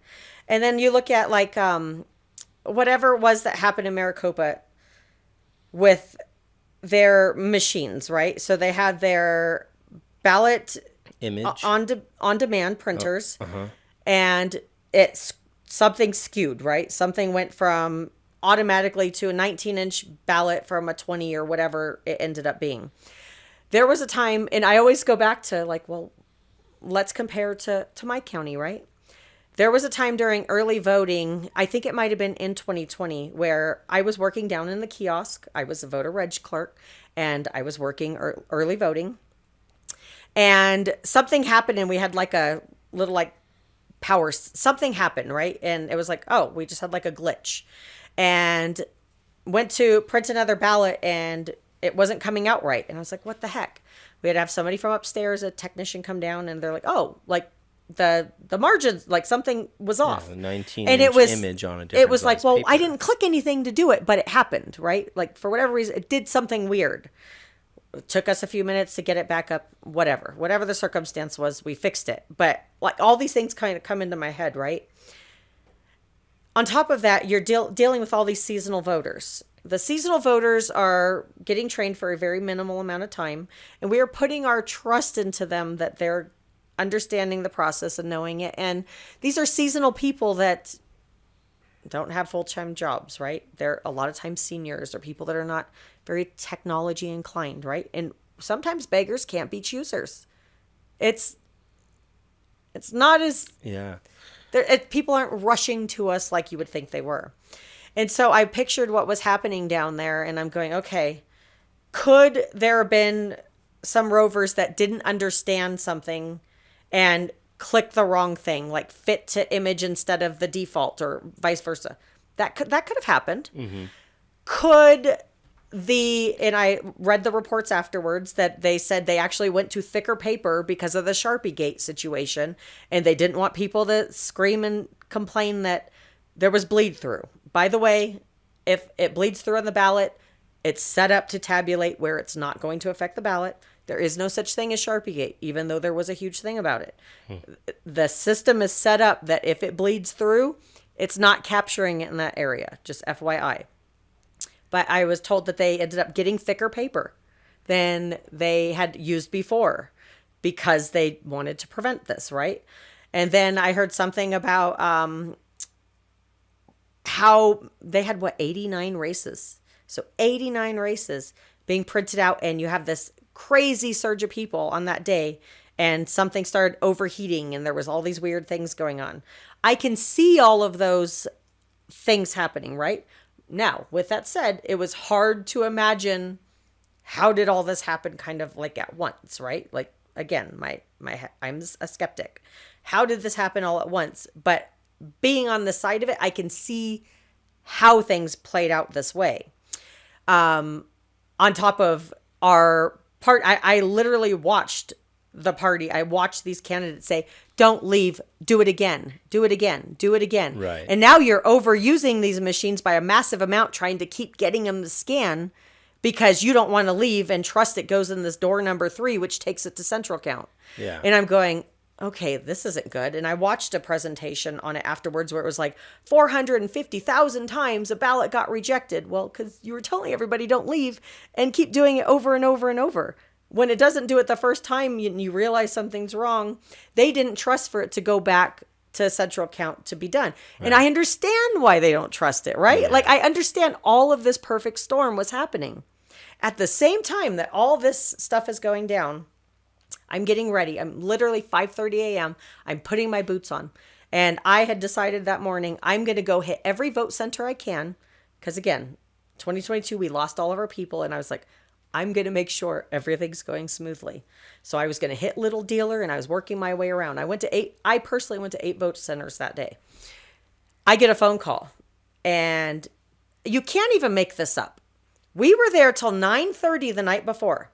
There's what's called a pre-election meeting. Every vote center, every poll worker met the night before the election. Same thing everywhere. Like, you meet the night before, you make sure everything's working, everything's talking to each other, you have all your supplies, you're checking off your inventory, everything, you do a dry run. We were there till 9:30 in our call center, and we got the last one. Okay, everything's good. All the vote centers are being shut down. See y'all at 5:30 a.m. I kid you not. I get a phone call. The call center's down. Nothing's working. The phones aren't working. And everybody's arriving at the vote centers to call to check in and say, hey, we're up and running, or hey, we have an issue. Our call center's down. We were just there like 7 hours before. And it was an outlet. It was a phone jack on the wall that just must have got overused the night before. Something went wrong. Maybe lightning struck. God knows. But you can't even make this up, right? 7 hours ago, everything's fine. Now, everything's dead. We're getting our cell phones out. We're trying to get all the poll workers' cell phone numbers, and we're calling everybody going, oh my God, like, the call center's down, trying to talk people through things because we usually see everything like we're in a hub. And then I get the call from a reporter. Hey, we hear your printers are all down. And I'm going, oh my God, I'm driving from one place to another. And I'm going, no, our printers aren't down. And then I hear the radio, literally as I'm on the phone with this reporter I never even heard of. I hear the radio going, Maricopa, all the printers are down, like at a bunch of their locations, like 63 at that point or something. Mm-hmm. And I'm going, oh my God. And then I get a call from Chino Valley, and my printer wasn't working. And I went, oh my God, this is really happening, right? At this point, I'm going, something crazy happened. And it wasn't anything crazy at all. It was that morning, again, the night before, everything's great. Everything's working. Everybody knows what they have to do. That morning, the people that operate those specific things arrive a few minutes later than everyone else, and somebody says, I'm going to be nice and get all their stuff set up. You walk in as a poll worker, go, oh, great.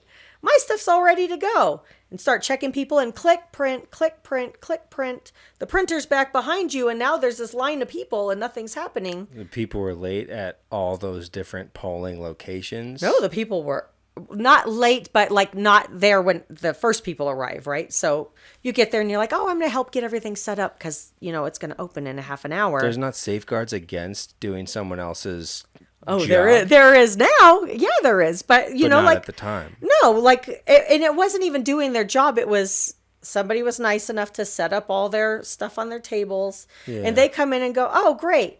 They didn't log in and make the e-poll book talk to the printer because they just Right. assumed. And again, these are people that They're have just this volunteers, right? they get They their don't few know. hours of training. It worked the night before, right? Perfect storm. Call center's down. Now I have this printer situation. And so we're rushing over there. I got people rushing over there. Chino Valley, again, we have engaged voters. We already have a line and it's still dark out. And all these people are getting checked in and nothing's happening on certain ones, right? So we have, say, 7 e-poll books. 5 of them aren't working. 2 of them are. So only some are printing because those 2 people actually did what they needed to do. The other Right. ones didn't. And I'm going, oh my God, like, what the hell's happening? And we're here in Maricopa and everybody's going, something's wrong. Turned out it was an easy fix. Our guys get there and they go, wait, like, these aren't talking. You missed a step. And up and running again. Great. But I had a printer issue at one of my 27 voting locations. I can't make an excuse for it. I can't do anything but say, acknowledge, yes, we had a problem.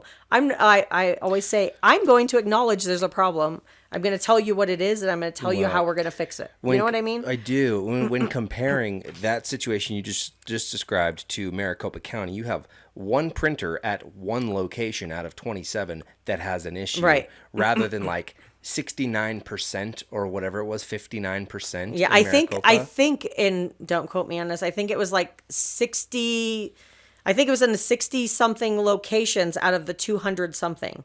So then you like, if you take it like in a statistical sense, you're like, wow, like Yavapai might have been statistically had a problem compared to the same when you look at it like that. Again, that's just the way my head thinks, right? I'm going like, those again, numbers don't work for that. I know, see but you're you know what saying. I'm just saying, like, things happen that are variables out of our control. Yeah.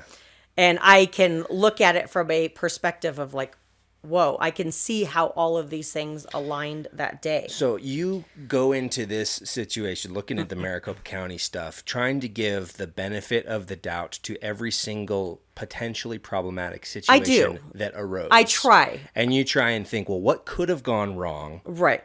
I do. I try. And recognize the legitimate possibility of this could have gone wrong. Yes. At the same time as all this other stuff. I try. Even though it looks like bullshit. I try. And yes, it looks like bullshit. Okay. And I watched that day, like watching, and here was another interesting thing that I was obviously like everybody's watching, right? And I don't want them to fail. I don't want any county to fail because it's bigger than me. It's bigger than them. This is our civilization, right? This is our country. Yes. This is huge. And if something goes wrong one place, it hurts us, right? Because we had people telling us not to canvass our election because of what took place in Maricopa. And I want everybody to succeed and win. And I think in general, that's what we all want, right? Like we should all be Yeah. on the same team. Well, that's what's important You know? about self-governance is that not all areas are the same, and we need to do what works for us. Right, right. Within the scope of, the bigger boundary that we're all a part of. Right. And then I watched Stephen Richer. He was the face of it, right? He was the one out there talking. Everything was fine during early voting. His responsibilities, all his hundreds of vote centers, all these things, like everything was going fine. And I was kind of like going, dang, like he's getting railed for election day stuff that wasn't even like under his purview, right? Like me. If something went wrong on election day, I'm not doing vote centers this year. I'm not the one getting that equipment ready. I'm not the one hiring those people. I'm not the one doing that. That's a separate department and their stuff. But if something went wrong, of course I'm going to be out there like, I'm the face of it right now, right? Even though it's not under me. And I was watching that happen and I was going, ugh. Like, he's the elected official, but that wasn't a part of what he was responsible for doing. Right. And I just I look at all these different things happening, and I always go back to like, well, geez, like if it was me in that position, what do I do? Do I say, well, I can't take accountability for what happened, at the vote centers because that's not mine? Or am I going to walk out and be like, hey, like, I'm giving you some sort of an explanation on it. You know what I mean? Like, there's all this stuff I think about. But one thing I can tell you is, God forbid, I mean, say a prayer if you're religious for me, that we need to do it right this year. It better be done right, because I'm very, very, very concerned if it isn't right. And I am doing everything in my being to make sure. Yeah. But if something goes wrong in my county, I'm going to tell you. You're not hearing it from the news. Yeah. You're not hearing it from social media. I will be putting something out immediately and saying, hey, we did something wrong. We missed something. Something happened. And I really feel strongly that there is something to being accountable, right? To say, like, we messed up. Yeah. Like, I messed up, and this is what I did wrong. This is how it happened. And this is what I'm going to do to fix it if you will allow me to, right? And I feel like we see so many times in government, people not being accountable for the disasters we see happening around us, the fire. Yep. And I really struggle with that, because I think accountability is such a strong part of your character, and, saying like this hurts that I have to say this, but I messed up. You know what I mean? It's humility. And it is. It's recognizing when you're wrong and owning up to it. It's right. And ownership. I think that goes a long way, because everybody makes mistakes. Yep. Human error. There will be something that goes wrong somewhere, somehow. And I will give you a benefit of the doubt if you're like, yes, this happened and this is why and this is how, instead of me just assuming, or you being like, well, nothing went wrong, this is your fault, or this is that. You know what I mean? Well, the good thing about all the Carrie Lake stuff in 2022 is that, whether I have my own position on that, I think there was, well, I don't know a better word. Actually, no, I do know. I looked this up. The word I keep going back to is fuckery, but that's not a very family friendly word. So interference, I guess.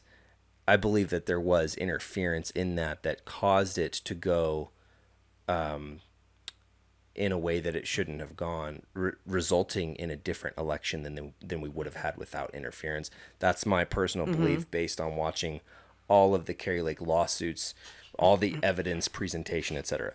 But whether I'm right or wrong, that aside, what's good about what happened is that those lawsuits were helpful in establishing this is where all the errors can take place.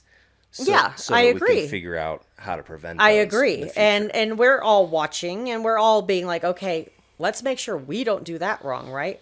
Let's learn from everyone's mistakes. Like I learned from my own mistake, right? And I'm gonna learn from the recounts, right? Yeah. Like this recount caused all these major problems, but it found things that were wrong that we wouldn't have known about if it hadn't happened. Right.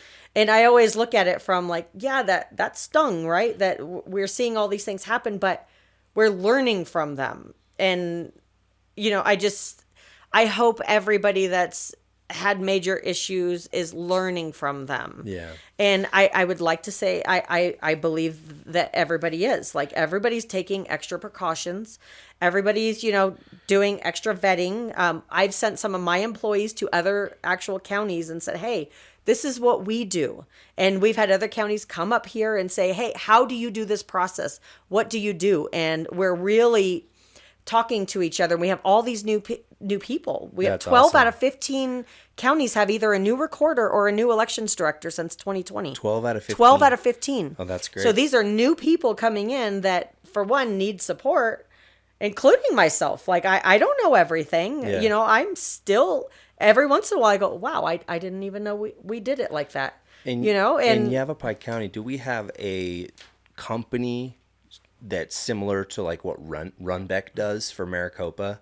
Do we have like a third party counting ballot No. counting company? No, actually, I just read something recently on this that says that that is, again, don't quote me on it, but this from me looking into this, that that situation where what Runbeck does for Maricopa, that's the only place in the United States that this happens. Yeah. And are you aware of the political ties that the Runbeck owners or stockholders have? I've seen what's happening with the Ben Thomas family and all that. Yes, I see and read everything. Right, that's right. Now with Runbeck, let me just tell you, Yavapai County has used Runbeck for over 20 years. I personally Yavapai County has? Yes. I thought you said we didn't have. You said third party using it the way Maricopa does. Is that different than? Yes. Okay, so Yavapai County uses Runbeck? Yavapai County uses Runbeck to print our ballots. They're obviously the biggest printer place in Arizona. Okay. We actually went out and did an RFP. They were the only ones that responded to it for kind of some specific reasons. What's an RFP? A request for proposal. Okay. Like we're asking, hey, companies out there. One thing with Runbeck, I actually went and toured and wanted to see for myself how things work, what's going on there. Wanted to meet the people, wanted to understand what's going on. So what Runbeck does with Maricopa is all the returned ballot, the voted ballots, go and get scanned at Runbeck facilities. I would never allow your voted ballots to go to a third party. We're talking voted ballots. I would never, as long as I have a say-so, that would not be a thing. We wouldn't have a reason to. The thing with Maricopa is they're so big. They're so big. I went and toured their election facility and I was overwhelmed. I cannot imagine working in that place because you picture 27 vote centers and 27 printers and 27, you're talking thousands of things. I mean, it's overwhelming walking through that place. And I just went, I couldn't do any part of it, right? It's so big that it's too big, right? It's too big. Yeah. So they don't have the capability to scan all of these affidavits to do all their signature verification. They don't have the space or the room. They did. I watched their election update just like a week and a half ago. It was live streamed also.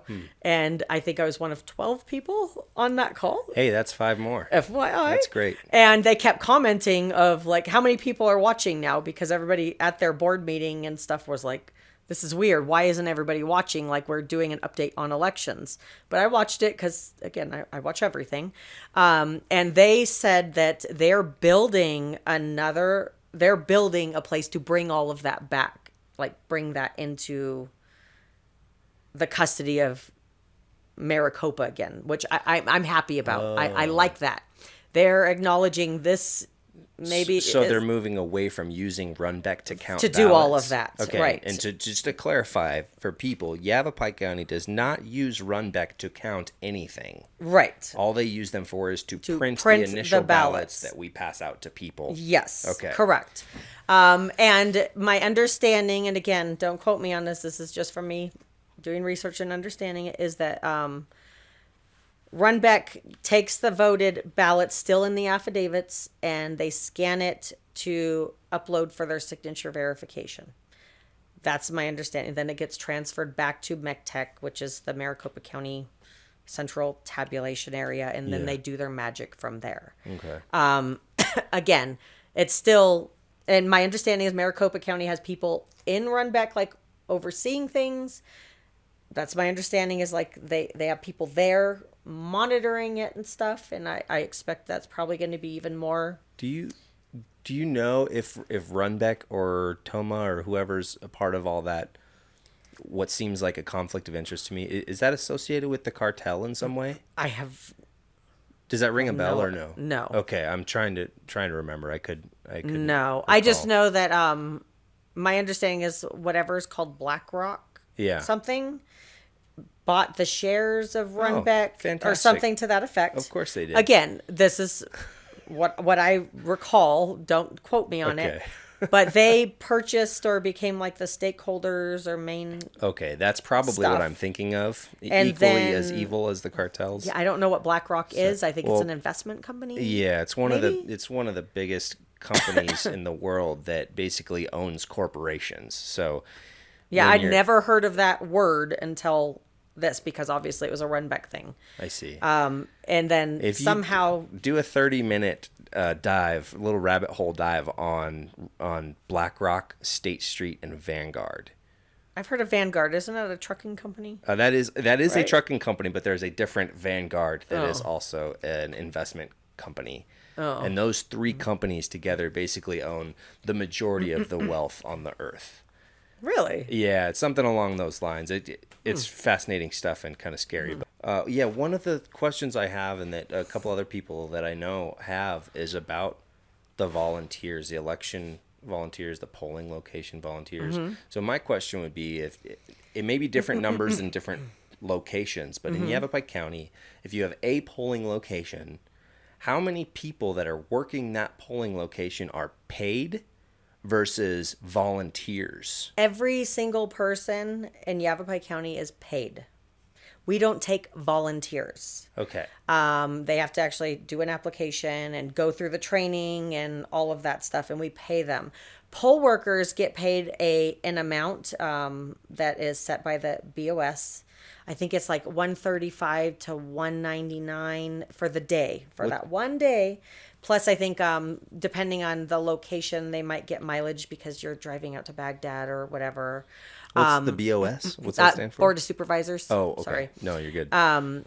So poll workers are hired in a minimal capacity because they're pretty much just there on election day, besides pre-election meeting the night before, and then their training, which some of it's online and some's in person, getting them familiar with all of the different things they have to do.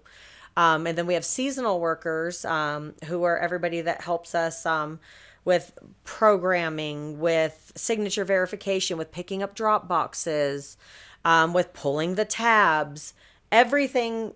Anybody that touches a ballot in Yavapai County is a paid person. Okay. The only, I think, part that has to do with volunteering is with the party part of like volunteering to be an observer at a location where you're watching what's going on and giving feedback to the parties and giving feedback to us. Those are unpaid positions, Right. at least by the elections departments. Correct. Okay. Now, who picks what people get on? The poll workers, you mean? Yes. So when it comes to poll workers, I think they changed it up a little bit this last year. But usually what happens is we're always hiring for poll workers, right? We're going to push for like 300 plus poll workers. The thing is, though, there's always expect the unexpected. Just today, I saw like 7 emails go through of somebody dropped off. Now we got to get a backup. Somebody dropped off. Now we got to get a backup, right?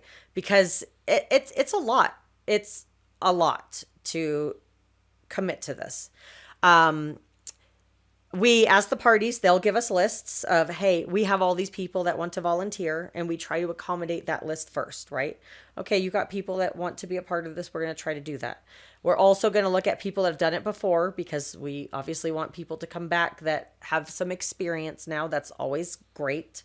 And then we do students. Anytime we see high school students that sign up, we'll give them a preference because we want younger people involved, and they're a lot of times more equipped to deal with, electronics and troubleshooting and stuff. So we're taking all of that into account.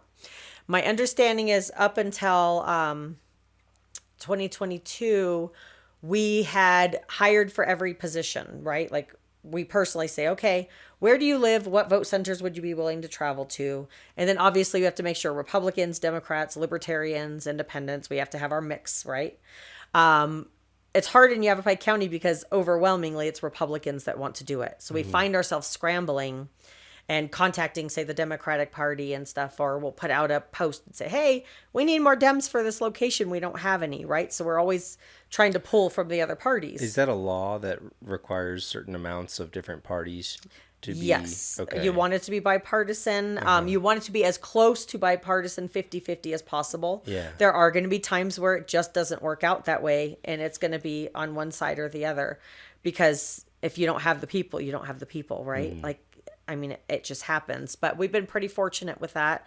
In 2020, during COVID, we actually last minute, so many people dropped off that had COVID and stuff that we actually had to ask our county employees. We had to send out a thing saying, please come and help us. And the county actually paid them to come and help us at locations. Nice. So we kind of have like backup situations when it comes to it. If I'm not mistaken, though, again, elections department, I don't deal with this, but I think this year they hire the inspectors and the marshals, like the county, like the employees hire them, like a Dem and Republican or vice versa, all that great stuff. And then they're letting them start the recruiting process to get the team together, kind of taking a little bit more of that weight off of the elections department, because there's only 5 full-time people that work in elections. Jeez. And I only have 6 full-time in voter registration. So we're very small departments. We have a lot of responsibility. Yeah.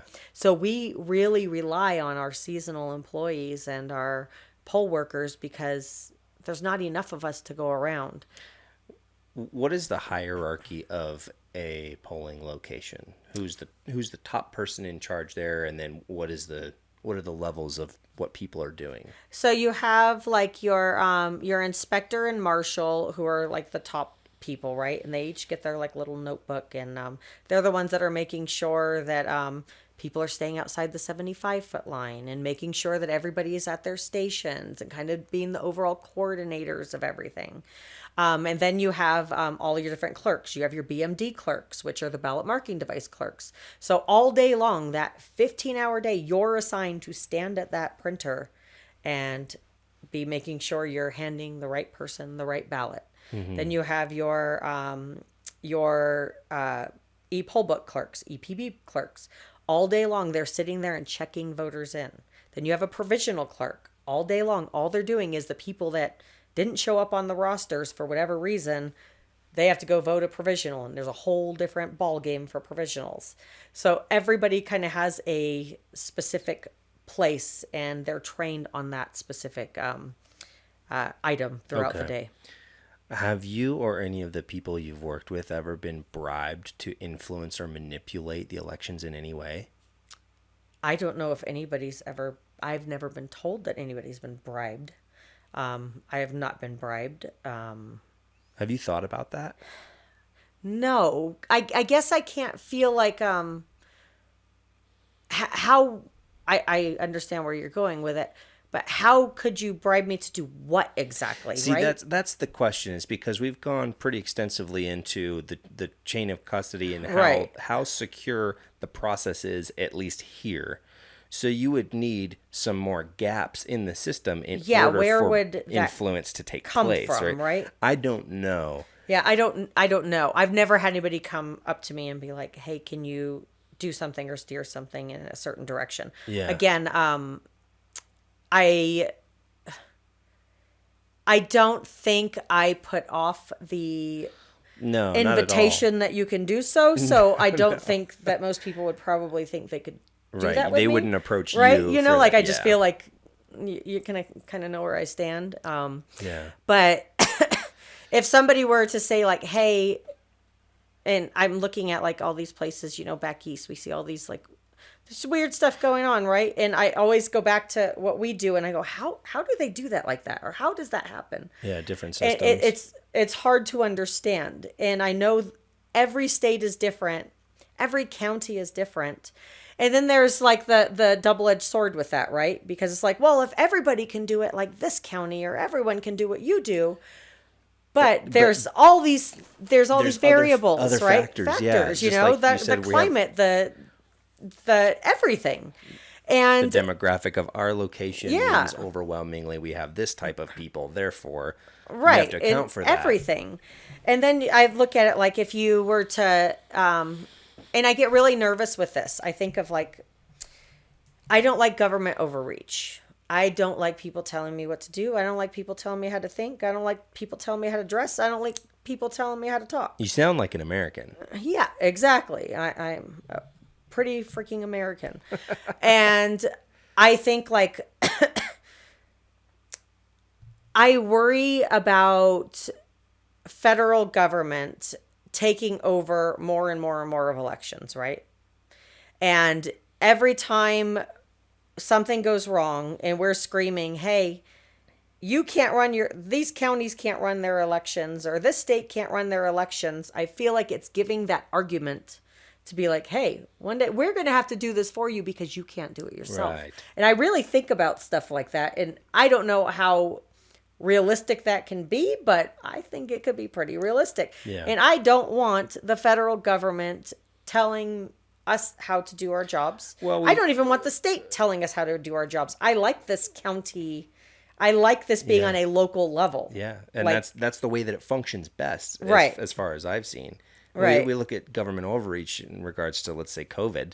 Right. We saw what happened. All of a sudden, there's emergency mandates. Now everybody has to do this. Now you stand this far apart. Right. Stuff like that. And then if you think about the January 6th incident, that is an easy scapegoat for the government to say, hey, well, this happened in 2024 during elections. Like, so if something happens, then it's easy enough for them to say, hey, well, because of this, now we're going to take over the election. We're going to do this, right. Right. And this is actually a realistic thing that can happen here. Arizona used to be under what's called DOJ preclearance, and they used to oversee our elections, and we could not change or do anything different in elections for years because of something that happened way back when. I think we went out of preclearance in like 2012 or 2014. This recount situation that we have going on, and if we didn't make our safe harbor deadline this year, if we didn't change the election dates and do all of these things with this bill that got signed by the governor last week, if we miss these things or we start making these crazy changes and we do something wrong, there is a chance that the Department of Justice can put us back into preclearance, where pretty much at that point, they kind of tell us what to do and how to do it. I believe Phoenix Police Department is under preclearance, where like the Department of Justice oversees that police department. I'm pretty sure it's Phoenix, might be Mesa or something, but somewhere down there is under a DOJ preclearance because something at some point went wrong so many times or too much that they said, hey, we have to come in and do this.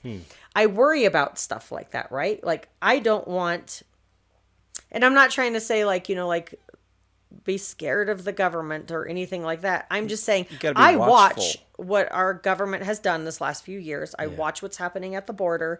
I watch what's happening in our schools. And I feel like I want to think the best of people. Like you're saying, I'm trying to find every which reason why something goes wrong, because I want to think everybody has the same intention of like, look, we tried to do the best we can. All these things happened, and like, we're in this for the right reasons. I try to think that in everything. I don't like what's happening in our Congress. I don't like what's happening in our government. I am pissed off, to be honest with you. Mm-hmm. I am pissed off. And I struggle with, like, are things going to keep going so wrong that we're all screaming like, hey, this one incident, my printer in Yavapai County, like, didn't connect that morning. Something's wrong, to where like it's going to be like, oh, well, maybe we need to be a top-down state where the Secretary of State decides what system we're using and tells us how to all do it, right? We're a bottom-up state. A lot of states aren't. A lot of states are top-down.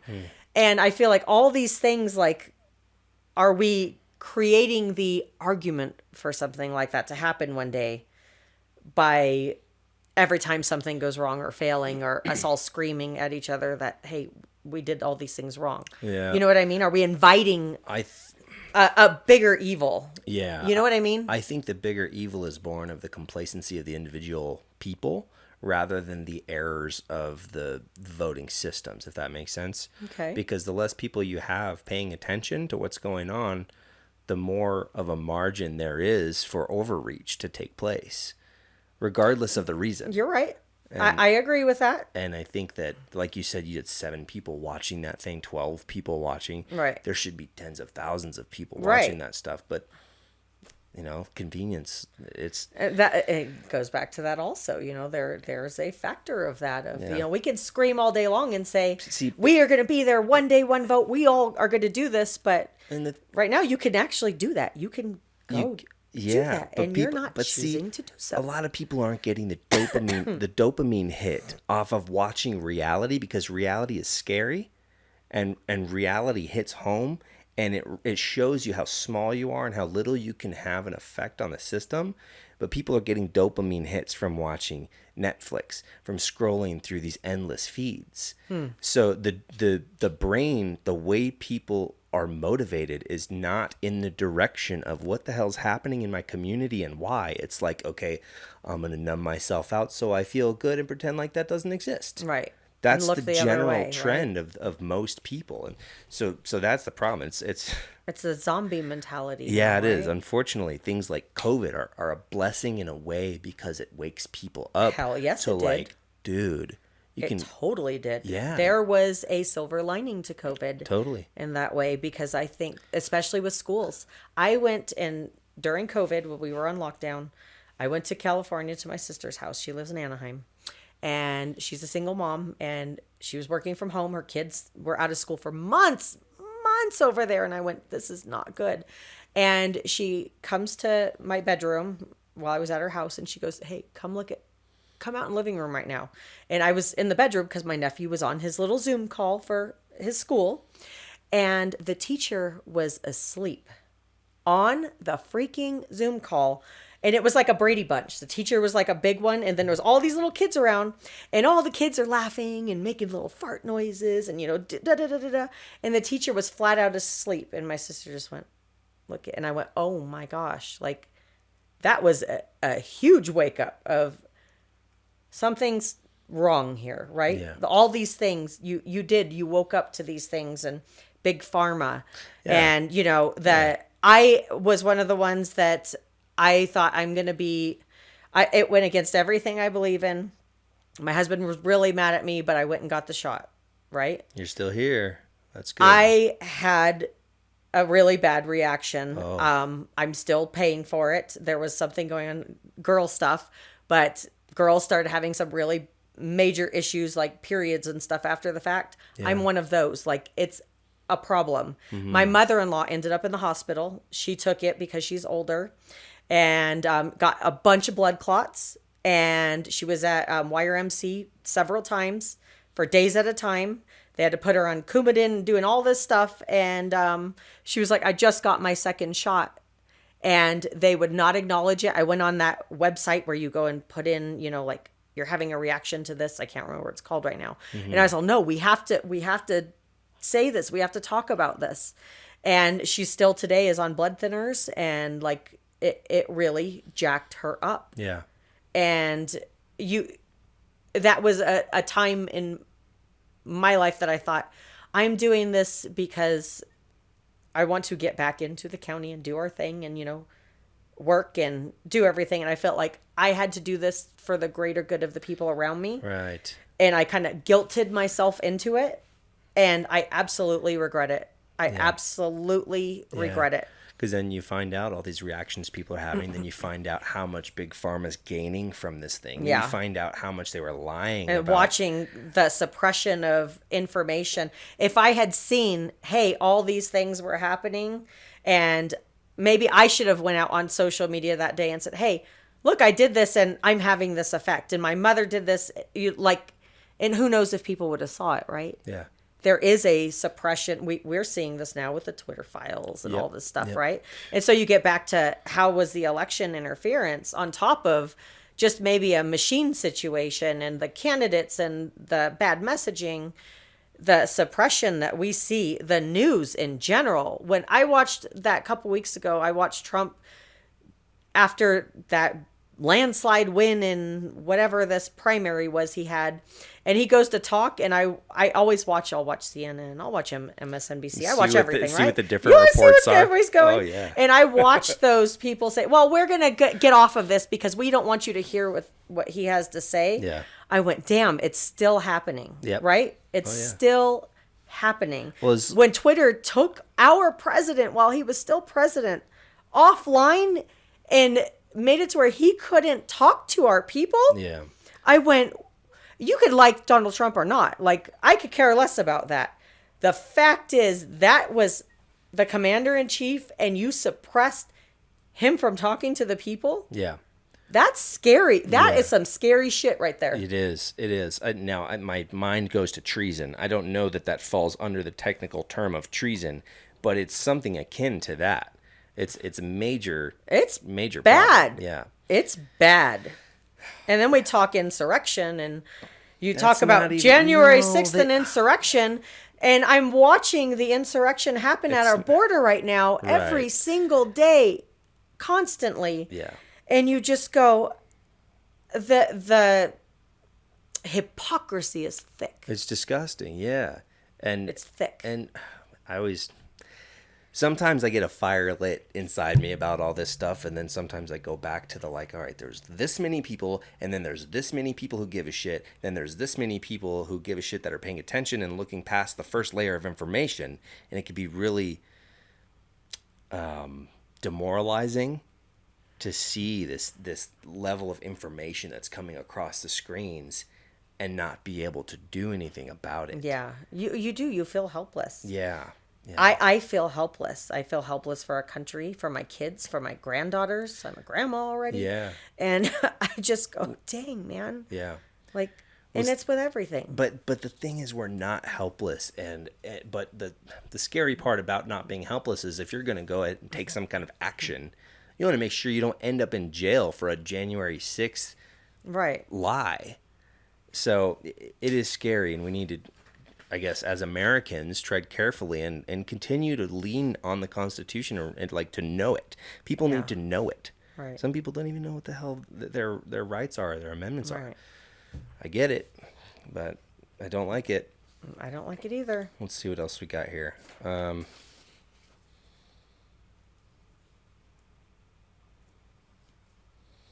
We'll go over a couple brief items before we wrap up. Okay. And what is the ERIC system? The ERIC system is a system that was developed a few years back, and it was kind of like my understanding is the birth of it was none of our systems talk to each other, right? So if you went to Vegas this weekend and you dropped dead, I wouldn't know that you died, right? My vital statistics for Arizona telling me, hey, this guy dropped dead, aren't going to notify me to get you off my voter rolls. Mm-hmm. They all are separate. So all these states got together to say, hey, we need to find a way to share information with each other, because if not, how are we going to ever really clean our voter rolls or stop people from double voting? Now, ERIC is super controversial. It's gotten a lot of attention over the last few years. The big thing is it requires the participants, which every state, the Secretary of State, decides if they want to be a part of it, right? So our Secretary of States they're a part of it. And what they do is we share information. We share who voted, who's on the voter rolls, who died, who became declared mentally incapacitated, who recently got a felon, all of this stuff, right? Secretary of State? Secretary of States, yep. They're the ones that decide if we're in this program. So Arizona says, hey, we're going to tell you all this information, and whatever the ERIC nucleus is going to say, okay, does any of this match someone from somewhere else, right? So you died in Vegas and Nevada is a part of ERIC, and they say, hey, here's our updated, death list. Oh, wait, he's on our voter rolls, right? So it tells you all of this, which is great. That part is great as far as getting the information. We have caught 20 people in Yavapai County voter rolls that voted in Yavapai County and also voted in another state through Eric. We've caught several dead people or found people that have passed away in other states from that information. So it's not all bad, even though, like, again, I'm giving you every side. I'm telling you the truth on it. So there, we have found things that we would not have found if it wasn't for Eric, right? Yeah. Now, the other side of this is the board is made up of secretaries of state. So all of a sudden, all the Republican secretaries of state want to get out. And it leans the balance of the voting and the power and how the system's used and what it's used for, right? So now I think we went from like 33 states to 28 or something. Like, I don't know. I'm not keeping that with track anymore, but last year we had like 5 or 6 states drop out. Mm-hmm. Every time somebody drops out, that means our state's paying more for the data and we're getting less out of it, right? Mm. And if it's all red states... Is it because we can't cross-reference to other states' systems? Right. Got it. Yeah, you literally would have to like manually be like, hey, we heard you in, Oakland, California. Like, you'd be literally county to county all over the state, manually telling somebody something, right? It's impossible. It's not going to work. So my personal thought, if I was thinking of it from a strategic standpoint, if I was, say, a Secretary of State and I was a red Secretary of State, I would have said, hey, let's get all the red Secretary of States in here so we can use the system, but stop the things we don't like. The big things that they don't like is what's called an EBU. So it's eligible but unregistered. So my understanding, and again, this is my understanding of it, so it may not be perfect. They get these records from the motor vehicle department, right? And it says, hey, all these people this year turned 18 or moved into this state. But didn't all register this stuff, to but vote. didn't register. Yeah. They're eligible, but they're not registered. So now we want you, as a part of being in this system, we want to send every one of these people a postcard saying, hey, you're eligible to vote. And you can do it by doing this, this, and this. Sounds easy enough, right? You're giving people information. The rumor is that that information is being used, and this is, again, what I've heard from out there in the universe, that somehow, some way, some people with an Eric or people using it are tailoring that to, we're going to pick these certain demographics or minorities or areas, and we're going to send all this stuff to one area, not another. Yep. And, or we're going to know these people aren't registered and we're somehow going to register for them and make them like a ghost voter. Those are the two things that I've heard with it, right? And my understanding is that last year, when all this Eric controversy was going on, that the board of Eric, all these secretaries of state and everybody, they have to vote on like their rules or however they use the program. And they have to vote on all of these things, right? And I think what happened was the minority of the red secretaries of state said, we don't want that piece of it because we feel like it could be manipulated by one way or the other, right? I understand that. I kind of agree with that. Like, don't take that part out of it. This is about exchanging information to find and update our roles. Why does it always have to have all this extra pork in it, right? Right. That shouldn't have been the goal, and somehow that became the goal. So they said, hey, we're not parsing this out, or we got outvoted, so we're leaving the system. If I was being strategic, I would have said, no, stay in the system and get all these other ones, and then you can parse this out, and you can use that system until someone comes up with something better, because there's nothing better right now. We are all about, we want clean voter rolls, we want the most accurate, updated voter rolls, but there's no other thing to do this with, and you're taking something away from us that has found dead people and double voters and all of this stuff. Yeah, it's so there's pros and cons to everything. That's how I look at it.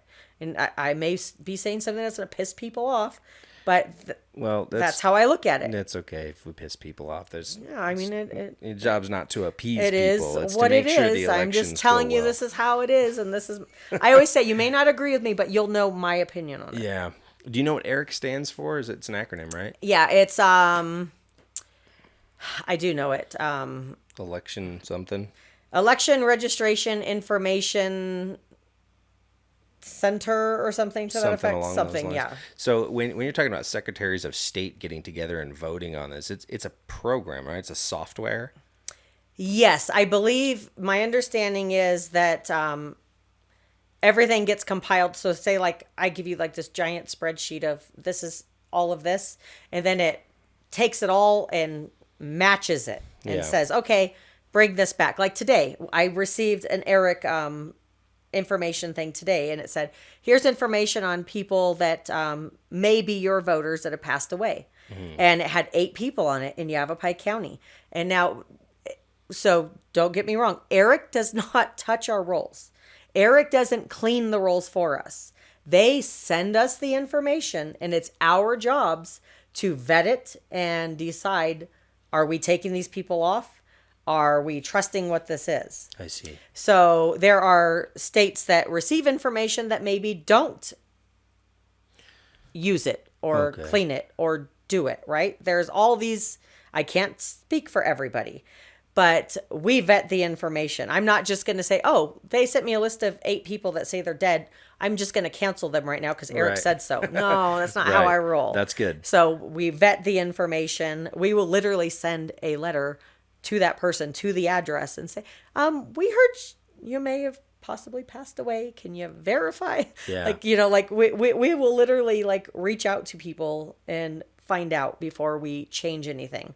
So ERIC can't come in and change it for us. Their information goes to the Secretary of State, and it comes down to every individual county. Okay. How do you know? I'm assuming it was like a private individual who wrote this software, came up with this program. Do you know how it got to be in some role where there's secretaries of state voting on how it functions? Not quite. I think it came from some sort of like a foundation or voter this or voter that. I remember like hearing there's one specific guy that was kind of the birth of it, and people didn't like him, or he was left-leaning or from some special interest something. Yeah.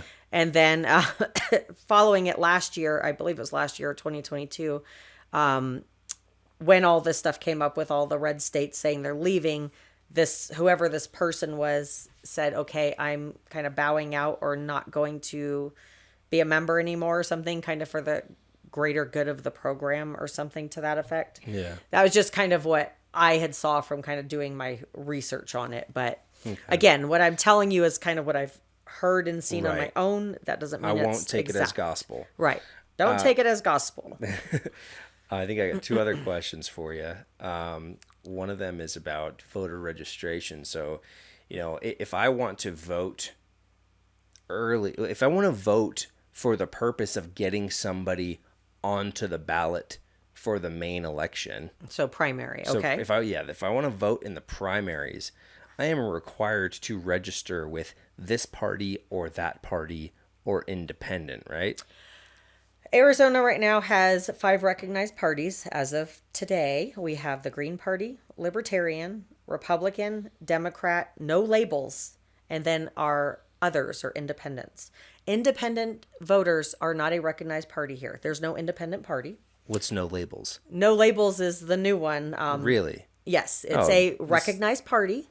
And I don't know, it's the weirdest thing. You kind of know where everybody leans on things, right? You know, like Green may be this way, Libertarian may be that way. Right. You know this. Yeah. No labels is kind of a unicorn right now. So if I were to register as a no labels voter for the primaries, then it won't force me over to one side to vote for this person or this party or that party. No labels is not doing a primary. So again, no labels is weird. So This is just an anomaly right now. Okay. I can't figure out what no labels is. Is it left-leaning, right-leaning, independent? That's who the are they point. going to have as... Well, that's the purpose, right? Right. Like, who are they? Where are they coming from? So it's going to be interesting to see what happens with no labels, because I haven't seen nobody pick a lane with it yet, right? Yeah. But let's say you're a libertarian. Yeah.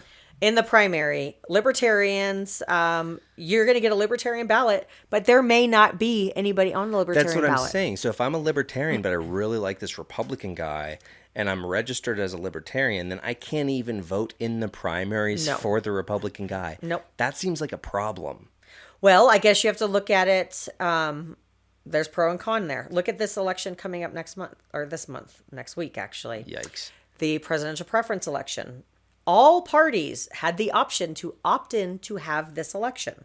And this is where you choose who you prefer to see on the November ballot, right? Republican Party and Democratic Party, the only ones that said, we want to do this. And we don't want all these other people from these other parties to have a say in who we want to see on the November election. Understandable. But then you look at it and say, well, a third of our state's population is independent. And their taxpayer money is paying to fund this election for Democrat and Republicans. And they're not being able to have a say in it. Double-edged sword, right? Because if you're the party, you're being like, wait, I don't want all these people that maybe are going to try to manipulate it and, pick the underdog because they don't want the person that everybody else wants, like there's all of that stuff to think about. That's unique though. This specific PPE is unique. This is the only time that it goes this way. In August, that's where independent voters, again, a third of our population is independent. Even here in Yavapai, it's pretty close. Oh, I didn't know that. Yeah, we have a lot of independents now.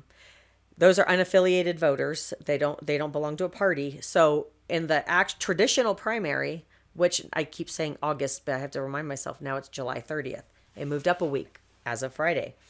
July 30th primary is where all people that are battling it out to make it to November, right? So all the Republicans, the Dems, if there are libertarian candidates, if there are no label candidates, which it looks like there's not going to be for the primary, if there are Green Party, because that just got recognized again too, any of those candidates that want to bow or fight against each other to make it to the November election. This is the unique time that a independent voter can actually choose. I want to vote with the Republican Party for this because I like those candidates. I want to vote with the Democratic Party because I like those candidates. So this is where independents come into play, because it's hard for either side to really guess where is it going, right? That's good. It is good. But it's not the norm. It's not the norm, right? and that scares people. Normally, if I want to vote in November on the main general election, then I basically am subject to whoever got to register in a specific party to put these people on the ballot. Correct. So I basically have no say unless I pick, I'm going to register as this or as that so that I can vote for only that party's person. Yeah, to make it to November. And then when November comes, everybody gets to vote cross-party. That's Right. where the final ending is. But Yeah. yes, I think this year is going to be really interesting because everybody thinks they know where, the independents lie. But you never really know where an independent lies, because that's the person that said, screw this, I'm over the Republican Party, I don't want out. Or, hey, I can see stuff on both sides. Or screw this, I don't want the Democratic Party, I'm out.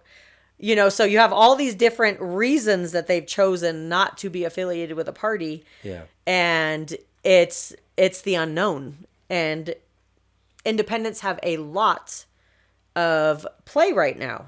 And it's going to be hard to gauge for the parties and strategists and stuff to gauge where are they going, right? Because they're the unknown. It can really change things. And all these third parties too. The Green Party, the Libertarians even. I think, was it in 2020, I think Trump lost by like 10,000 something. And libertarians, I think it was Jill Stein somebody was on the ballot here. And 40,000 people voted for that libertarian, and I think libertarians, for the most part, lean a certain way that maybe would have preferred another candidate, right? But they chose the candidate from within their party. Like you think about all those, everything's a variable anymore. There's no way to really know on a strategic level on anything. The only thing a party can do, a candidate can do at this time is say, get out and vote and hope that your people show up. Yeah. Yavapai County has the highest voter turnout in the state consecutively. We had 75% for the 2022 election. I think we had like 80% or maybe even a little more for the 2020. And then this Republicans this last time around had 75% of the 2022 election. Wow. It's like we have very engaged voters, but after this 2022 election, I kid you not, so many people called and said, how do I get off the rolls? I don't want to do this anymore. My vote doesn't count. And there's something to be said with that too. We have people telling you your vote's not going to count. Why bother anymore, right? And it's feeding into all these little things that create a perfect storm. Yeah, it's people again, human nature and nihilism based off of the surface level of information. Like, oh, there's all these problems with the election. You know what? That seems too complex. My vote probably doesn't do shit. I'm out. It's a real thing. They're just barely acknowledging what's happening and then deciding that they're not going to be a part of it anymore, which is like... It's a real thing. It's crazy because of how important the thing is. And I've seen, like I said, every ballot, every vote really, really, truly does count. Yeah. I've seen it. I see it. Yeah. I physically see it. And I also see down party. Thousands of people will vote for the first couple, and then you start seeing it straggle off. It's called voter fatigue. It's a real thing. Where all of a sudden, if you look at, say, like the 2022 canvases, right? And you see the very first couple races, lots and lots of people, 79, 80%, of the ballots cast that have it. And then it slowly trickles down and gets less and less and less and less. Well, and the more we add all of this stuff, we're over stimulating these people. And it's a thing. That's the thing. There's so many people to vote for and so many positions to be voted for, and people have a life. And now it feels like homework. But you have to know each candidate and what they stand for, how they voted in the past. But people have a life, and that's a funny double-edged sword argument because you're not going to have a life if you stop voting. It is. It's eventually going to be chosen for you. Yeah. So that's really unfortunate, but my last question is, do you know who John Harris Thaler is? John Thaler. Sound familiar? It sounds familiar. He's the guy that wrote the book Report to the Governor, that was part of the information that he compiled was used in the Joint Elections Commission as a presentation of all this racketeering and corruption in the government in Arizona. So... if you're not Thaler, I heard something about a racketeering thing in something where somebody did a presentation. That's it. Yeah, that's. But it was a lady. It wasn't a guy. Yeah, she worked for him or worked with him. And yes, he's the guy. And he was a lawyer or something that got disbarred or something, and right. I don't know if he got disbarred. Okay, then maybe I'm thinking of a different person. Then He may. I could he totally may be have, thinking of somebody different. He was operating in California. Now he's operating, I believe, in Las Vegas. So he may have been disbarred over there. I don't know how it works from state to state. But I could totally be thinking of a different person then. Okay. Well, either way, I was just curious if you knew. If I figured we'd dive into that if you did know about the work that he'd done, finding fake notarizations and things like that. That one of the main things that sticks out is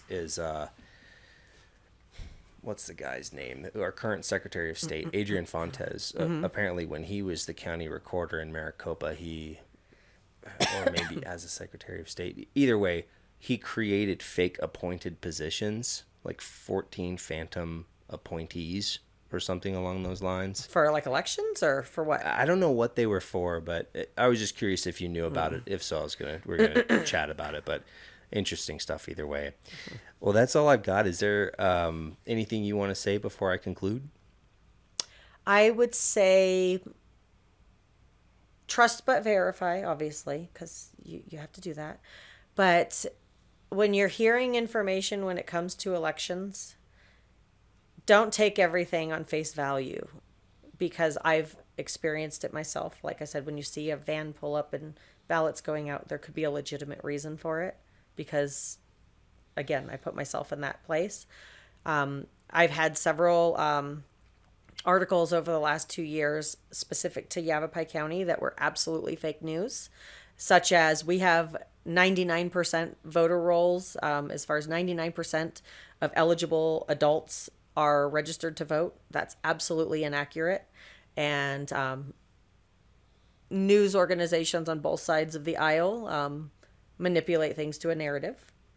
So just don't take everything at face value. That's one thing I would say. Pay attention, obviously. Yeah. I pay attention. I'm really trying to watch what's happening in other states specifically. I see these changes last minute to elections, right? Like 2020, our voter registration cutoff was October 5th. That's the cutoff, 29 days before the election.